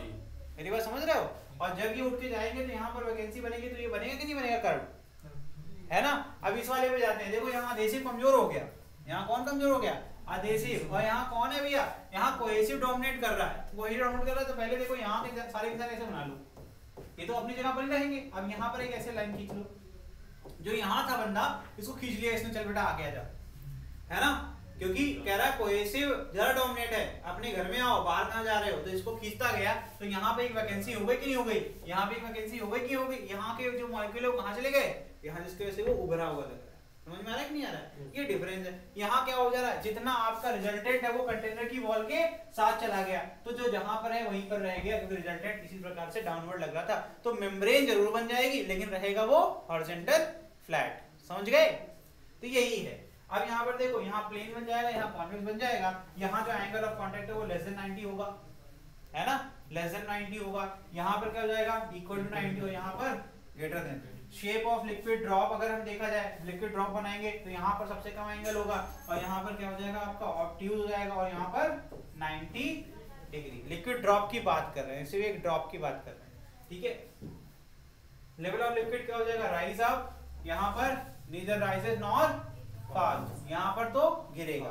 अब जब हम बात करते हैं लेवल की, तो आपको लग रहा होगा वो जो कॉन्वेक्स वाला होगा, आपका आंसर ये आ रहा होगा कॉन्वेक्स, है ना, लेकिन आप गलत हो। यहाँ पर जो वॉल के साथ होता है वहां से लेवल मीजर होता है, तो वॉल के साथ जितनी लेवल तक कांटेक्ट रहेगा वही उसका लेवल होगा। तो देखा जाएगा तो वॉल के साथ जब कॉन्वेक्स वाला बन रहा था बेटा, तो यहाँ पर लेवल नीचे आया, इसका रेफरेंस पॉइंट अगर ये है तो उससे नीचे आया, और यहाँ पर देखो इसका रेफरेंस पॉइंट अगर ये है तो इससे ऊपर चला गया पानी, तो यहाँ लेवल राइज हो गया, वहां पर लेवल घट गया। समझ में आ रहा है कि नहीं आ रहा है ये? और यहाँ पर देखिए नेक्स्ट वेटिंग प्रॉपर्टी, मतलब वो किसी चीज को भिगाना, है ना, जैसे पानी गिराते हैं तो आपका ये है ना गीला हो जाता है ना, तो वहां पर एडहेसिव आपका डोमिनेट करता है। तो जहां भी एडहेसिव डोमिनेट करेगा, liquid wets the solid surface, यहाँ पर वेट नहीं कर रहा है क्योंकि वो जितना है न्यूट्रल है, जब तक है तो रहेंगे, जब जाना है सब चले जाएंगे। समझ में आया कि नहीं आया? ठीक है, यहाँ पर देखिए यहाँ तो पॉसिबल ही नहीं है, जब भी आपका कोहेसिव डोमिनेट करता है तो वेटिंग प्रॉपर्टी खत्म हो जाती है। जैसे मरकरी किस चीज पे गिराओ, हटा दो, पूरा का पूरा स्वाइप हो जाएगा, कुछ बचेगा नहीं, बिकॉज उनका ऑलरेडी कोहेसिव बहुत ज्यादा है, इसलिए बहुत हाई डेंसिटी होती है। मतलब जिस भी मटेरियल का कोहेसिव ज्यादा, उसकी डेंसिटी भी कहीं ना कहीं ज्यादा होगी। ठीक है, तो यहाँ देखिए example, glass water, silver water, glass, mercury. ठीक है, मरकरी उसका कभी भी चिपकता नहीं ग्लास पे। ठीक है, ये हो गया आपका, कंक्लूड हो गया पूरा चैप्टर। अब आपको सिर्फ और सिर्फ कैपिलरी पढ़ा देते हैं थोड़ा सा, और फिर चैप्टर को कंक्लूड कर देते हैं। लिखिए capillary tube and capillarity, heading लिखिए, फटाफट लिख देंगे डेफिनेशन। ठीक है, आपको मैंने बताया था कोई पतली सी पाइप हो, है ना, और उसकी लेंथ आपकी क्या हो, स्मॉल लेंथ हो, तो उसमें कहते हैं कि वही हो गया कैपिलरी ट्यूब। मैंने आपको ऐसे पढ़ाया था पीछे, पूरा समझा देते हैं। Glass tube with a fine bore, fine bore मतलब एरिया ऑफ सेक्शन क्या है, बहुत कम। ठीक है, and open at both end is known as capillary tube, a property by virtue of which a liquid rises or gets depressed in a capillary tube is known as capillarity। ये हम लोग ने कहाँ सीखा था? हम लोग एक मेजरिंग टूल पढ़ रहे थे, याद है, जिसमें हमने उल्टा ट्यूब लगा दिया था, कहते थे राइज होगा तो प्रेशर चेंज हो रहा है ना, डेंसिटी की बात कर रहे थे, उसमें कुछ पीछे पढ़ा हुआ था जब हम लोग फ्लूइड पढ़ रहे थे। अगर याद हो तो, नहीं याद हो तो पढ़ लेना। राइज और fall of liquid in tube और of narrow bore is called capillary action. ठीक है, इसमें पहला लिखिए pressure balance method.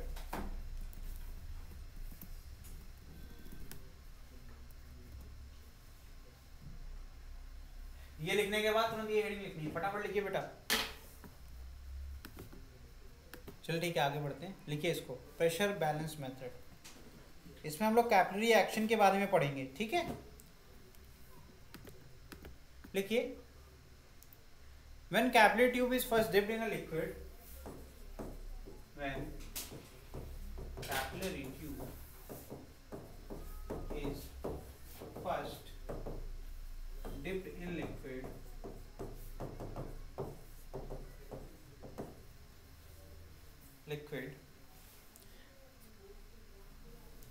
the liquid climbs up the wall। कौन सा शेप है ये? कॉनकेव, कॉनकेव ही तो है। तो जब भी कॉनकेव बनता है तो हम कहते हैं लेवल राइज हो गया। ठीक है, अब the wall, full stop. Let the shape of meniscus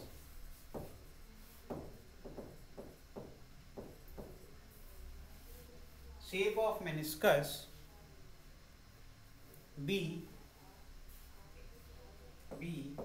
of radius, कितना रेडियस है भाई? ये जब भी कर्व बनता है तो वो किसी सर्कल का ही तो होता है part.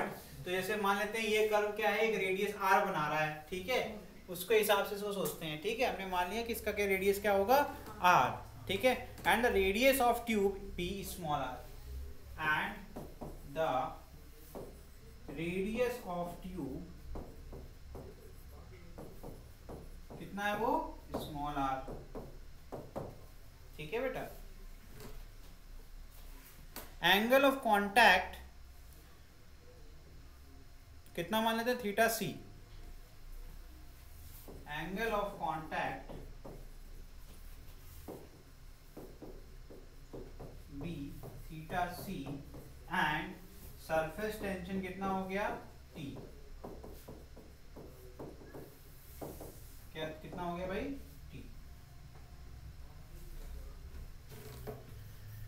Density of liquid rho and liquid rises to height h।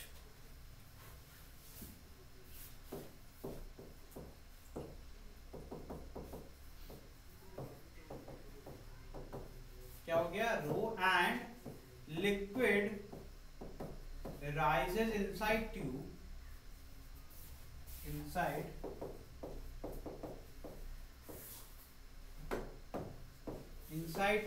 Tube के अंदर मैंने बेटा, ट्यूब की बात हो रही है, कितना कह रहा हूं मैं, ट्यूब के अंदर मैंने ये पाया, जब मैंने इसको डिप किया कैपिलरी ट्यूब को, तो मैंने ये पाया कि पहली बात तो ये कॉनकेव हो गया, ठीक, तो यहाँ लेवल इंक्रीज कर रहा, प्लस मेरे ट्यूब के अंदर मैंने ये पाया कि हाइट एस तक पानी क्या कर गया, राइज कर गया, ठीक है, वेरी गुड, फुल स्टॉप, ठीक है। अब यहाँ पर कुछ पॉइंट्स मार्क कर लेते हैं, ठीक है, हमने एक पॉइंट ए ले लिया, एक पॉइंट बी ले लिया, एक पॉइंट सी ले लिया। सी वो पॉइंट है जो ट्यूब के अंदर एकदम टॉप मोस्ट जहां पर ये खत्म हो रहा है, ठीक है, और बी पॉइंट ये हो गया जस्ट इनसाइड जो आपका कॉमन लेवल पर होगा ए और बी, ठीक है। तो पी ए और पी बी दोनों बराबर होंगे, लिक्विड में ही है, सेम लेवल पर है, तो पी ए और पी बी बराबर माने जा सकते हैं, क्योंकि मैंने ये समझाया है कि सेम लेवल पर वाटर के लेवल का अगर सेम रहता है तो वहां प्रेशर भी सेम रहता है, ठीक है। हम लोगों ने याद है वो ट्रायंगल और एक आपका अलग अलग शेप का बनाया था, तीनों में अलग अलग कंटेनर में हमने देखा था कि पानी का लेवल तीनों में सेम था, इररिस्पेक्टिव ऑफ वॉल्यूम, है ना, क्योंकि लेवल पे डिपेंडेंट होता है। मैं कह सकता हूं PA is equal to PB, कह सकता हूं ना, लिख डालो। बट PC की बात करें तो वही बात है, गॉस प्रेशर पड़ा था, तो PC will be equal to जो भी आपका PA है प्लस रो GH करना पड़ेगा, है ना, अरे यही तो एक्स्ट्रा अमाउंट है ना भाई, ये रो GH ऐड ऑन हो गया ना, तो क्या हो जाएगा, अगर हम PA लिखना चाहें तो PA लिखना चाहूंगा तो मैं क्या हो जाएगा, PA will be equal to PC plus rho G, क्यों गलत कह रहा हूं क्या, अरे ये कॉलम भी प्रेशर लगा रहा होगा, एटमॉस्फेरिक प्रेशर भी प्रेशर लगा रहा होगा, तो इस पॉइंट पर जो प्रेशर फील हो रहा होगा वो रो GH प्लस PC होगा कि नहीं होगा, है ना, ये हो गया, लिख डालो। नाउ एट पॉइंट C, इसके आगे लिखो, now at point C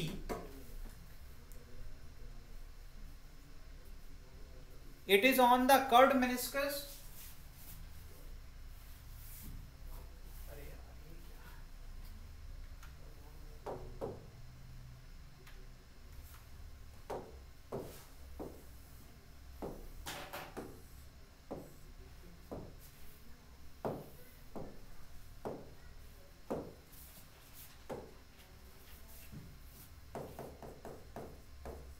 point C it is on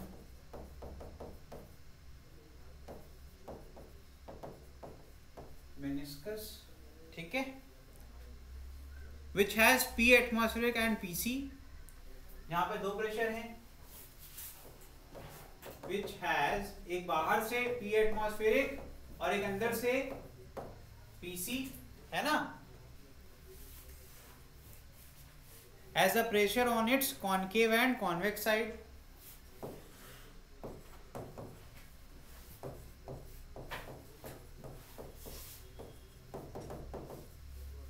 on its concave and convex side, बाहर से देखेंगे तो क्या दिखेगा, कॉनकेव, अंदर से देखेंगे तो क्या दिखेगा, कॉन्वेक्स। इसको अभी समझ नहीं आ रहा भैया मेरे, ये ऐसे बना हुआ है, बाहर से देखियो तो क्या आएगा, कॉनकेव, अंदर से देखेगा तो उभरा हुआ दिखेगा तो क्या दिखेगा, कॉन्वेक्स। तो पीसी अंदर है, अंदर से देखोगे तो कॉन्वेक्स दिखेगा, बाहर से देखोगे एटमॉस्फेरिक के लिए कॉनकेव दिखेगा, बस इतनी सी बात थी, ठीक है, फुल स्टॉप लिख लो भाई, ठीक है। तो P atmospheric is equal to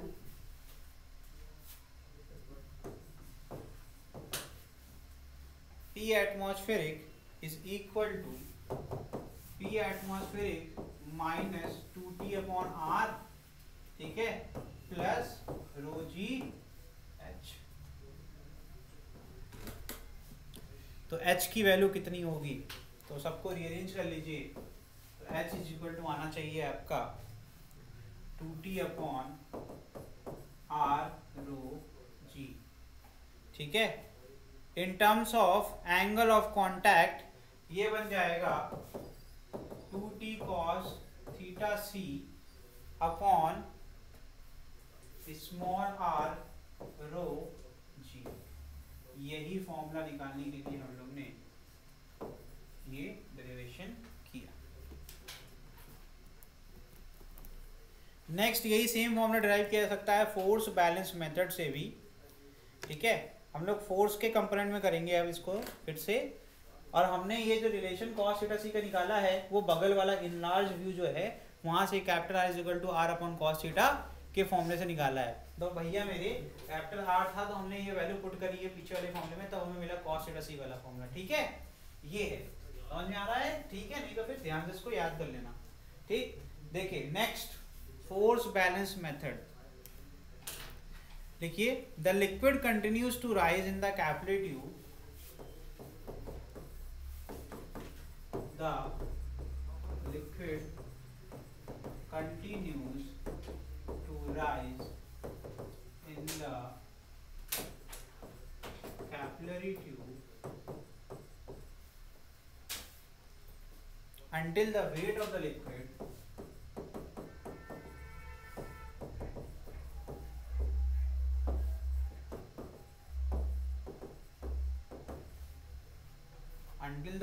liquid becomes equal to the force due to surface tension.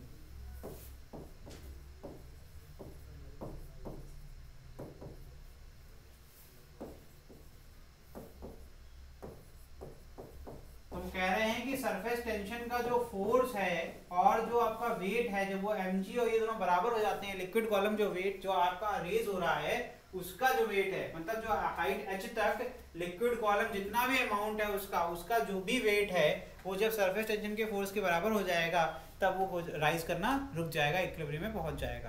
तो हम लोग अब पहले से सीख चुके हैं कि सरफेस टेंशन निकालना, उसका जो फोर्स है वो तो बहुत आसान हो जाता है। कैसे? सरकमफरेंस इनटू टेंशन कर देंगे तो काम बन जाएगा, और एक एंगल पर है तो कॉस कंपोनेंट बन जाएगा, तो T cos theta C into 2 pi small r. Small r क्यों कह रहा हूं? क्योंकि circumference of the capillary tube is 2 pi small r. देखो ये 2 पाई स्मॉल आर जो आपका सरकमफरेंस होगा, एक ही सरफेस है इनसाइड, वही ऊपर लेकर के जा रहा है तो एक ही साइड पे देखना है इनसाइड वाले का, तो 2 पाई आर इनटू अब किसी एक एंगल पे लग रहा है क्योंकि यहाँ पर जो एंगल बनना है वो कौन सा है, क्योंकि आपको कट बनना है तो टी कॉस थीटा सी। समझ में आ रहा है? तो उससे करेंगे तो हमारा यहाँ पर फोर्स निकल जाएगा। तो हम कह सकते हैं 2 पाई आर कॉस theta C is equal to mg।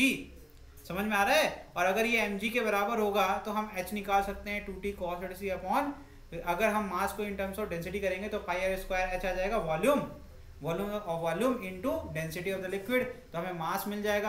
अब ध्यान रखना मैंने सिर्फ उतना ही वॉल्यूम लिया भैया मेरे जो कैपिलरी ट्यूब के अंदर है। मान लो ये हाइट h तक गया तो यहीं पर जो आपका गया तो इसका cross section area pi small r square into, अगर मैं h करता हूं तो मुझे उतने ही लिक्विड का वॉल्यूम मिलेगा जितना आपका ऊपर गया, तो इसका मास इनटू डेंसिटी कर दूंगा तो ये मुझे क्या मिल गया, ये मिल गया मुझे m डैश से उतना मास है जो कैपिलरी ट्यूब के अंदर है, m डैश इनटू g करूंगा तो मुझे वो फोर्स मिल जाएगा।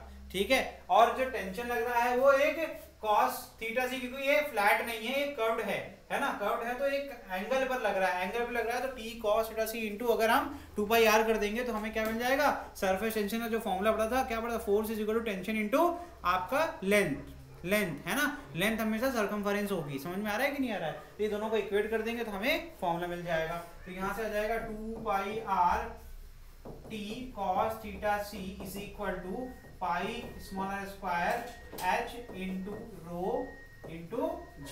तो यहाँ से h का फॉर्मूला वापस से मिल गया 2t cos theta c upon small r रो g। ठीक है, ये हो गया, इसको कहते हैं फोर्स बैलेंस। ठीक है,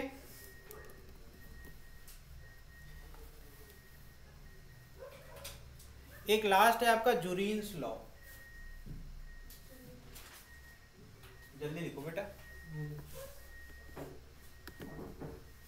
लिखिए हेडिंग जुरीन्स लॉ, लिखिए the height rise of liquid, बस डायरेक्टली ऐसे लिख लो, जो भी आपका हाइट राइज होता है वो इनवर्सली प्रोपोर्शनल होता है radius of the capillary tube. जैसे रेडियस बढ़ेगा हाइट आपका कम होता जाएगा। इसका मतलब क्लियर है कि r इंटू h हमेशा क्या रहेगा, कांस्टेंट। क्या रहेगा? हमेशा कांस्टेंट। का प्रोडक्ट हमेशा कांस्टेंट बना रहेगा। ठीक है, जितना कम रेडियस होगा उतना राइज आपको देखने को मिलेगा। और यहाँ ध्यान रखना कीपिंग टी थीटा रो जी कांस्टेंट। तो एक अच्छा क्वेश्चन इसी पे बनता है, अगर हम सैटेलाइट में चले गए, जी को छेड़ दिया तब क्या होगा। तो मैंने एक उसी लिए बोला था, वो टॉपिक पढ़ लीजिएगा, ठीक है। सैटेलाइट वाला केस इसमें लिखा हुआ है, तो उसका एक फॉर्मूला बन जाता है। तो यहाँ पर एच डैश, ठीक है, इन सैटेलाइट, चलो ये लिख लो।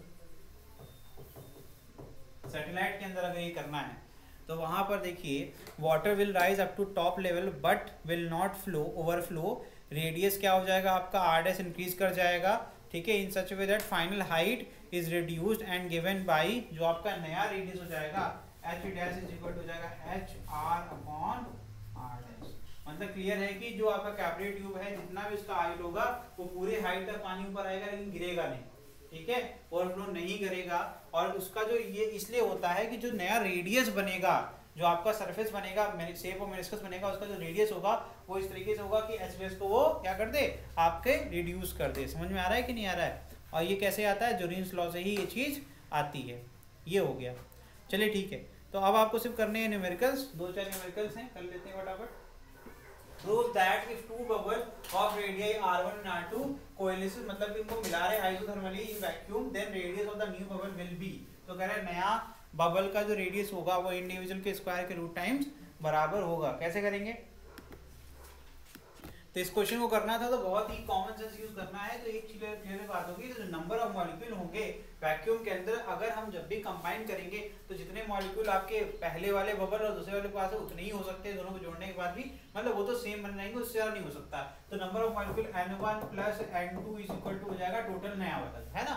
तो अगर यहाँ पर n1 हो जाएगा तो n1 होता है p1 v1 plus p2 v2 is equal to pv। Pressure निकालने का सिंपल तरीका है, बबल है तो अंदर हॉलो है तो हो जाएगा 40 अपॉन आर, तो जगह 4t अपॉन r1 इंटू ये जाएगा 4/3 पाई r1 cube plus 4t upon r2 ये जाएगा 4/3 pi r2 cube is equal to 4t upon r into 4/3 pi r cube. अब मैंने डायरेक्टली काट दिया, ये भी तो बड़ी दिक्कत है ना, ये नहीं कर सकते, कॉमन लेके दिखाएं आपको पहले।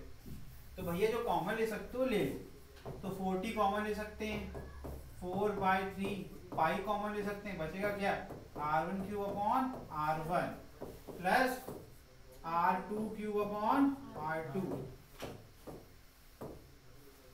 Is equal to 4t upon r, और यहाँ क्या बचेगा इंटू 4/3 पाई r क्यूब। लो भाई ये भी यहाँ से बचेगा 2, 4/3 पाई 40, 4/3 पाई 40 कट गया, क्या बचेगा r square is equal to r1 square plus r is equal to, इतना ही करना था, ये हो गया प्रूफ, ठीक है।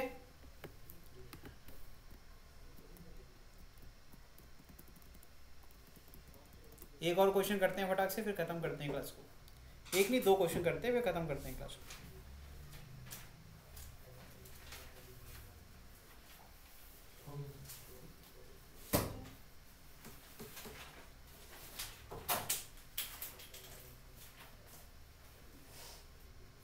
देखो अगला क्वेश्चन फटाक से। Prove that if two bubble of radius r1 r2 come in contact with each other, then the radius of curvature of the common surface will be r is equal to r1 r2 upon r1 plus r2 minus r1।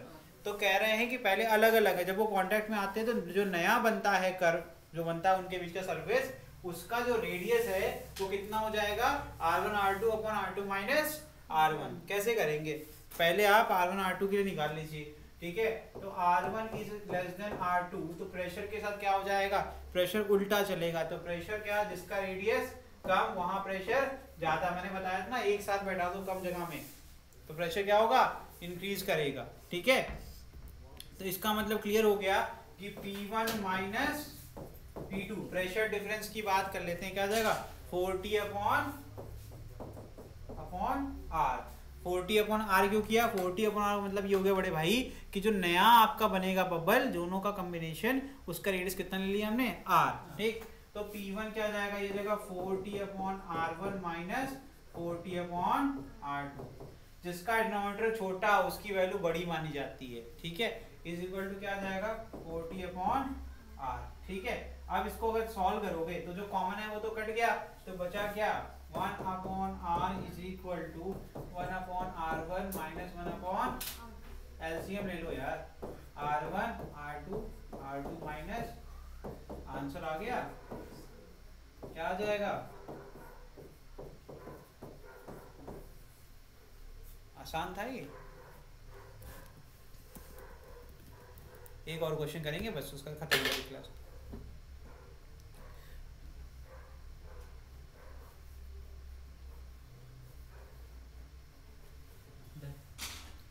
चलिए देखिए last question, a bubble of air of radius कितना दिया हुआ बेटा, यहाँ पर radius 0.1 millimetre in water, ठीक है, 0.1 मिलीमीटर इन वाटर आपका है, ठीक है, एक एयर बबल है। If bubble had been formed 10 centimetre, ये h दे दिया तुम्हें, कितना आसान क्वेश्चन है, below the water surface on a day when the atmosphere pressure कितना p एटमॉस्फेयर दिया हुआ है, ठीक है, then what would have been the total pressure inside the bubble. सीधे फॉर्मूला उठा करके कॉपी से कर दो, p inside is equal to क्या था, p inside is equal to मैंने सिखाया था p atmospheric plus rho gh plus 2T/R, यही तो फॉर्मूला लिखवाया है, सीधे करके आंसर निकाल लीजिए। तो ये मैं फॉर्मूला लिख करके आपको छोड़ रहा हूँ, तो p inside is equal to p atmospheric plus rho gh plus p 2T/Px, that is 2T/R, ठीक है भैया, ये है इसका फॉर्मूला, कर लेना। आंसर इसका बता दूं, इसका आंसर आएगा 1.037 into 10 to the power 5 pascal, ये हो गया बेटा इसका आंसर, कैलकुलेशन आपके ऊपर। समझ में आया? तो ये था आपका mechanical properties of solid and fluid का आखिरी लेक्चर, और अगली क्लास में हम लोग क्या पढ़ेंगे, थर्मल फिजिक्स पढ़ेंगे, और थर्मल फिजिक्स में 3 चैप्टर हम लोग पढ़ेंगे साथ में, ठीक है, चलिए, ओके, थैंक यू।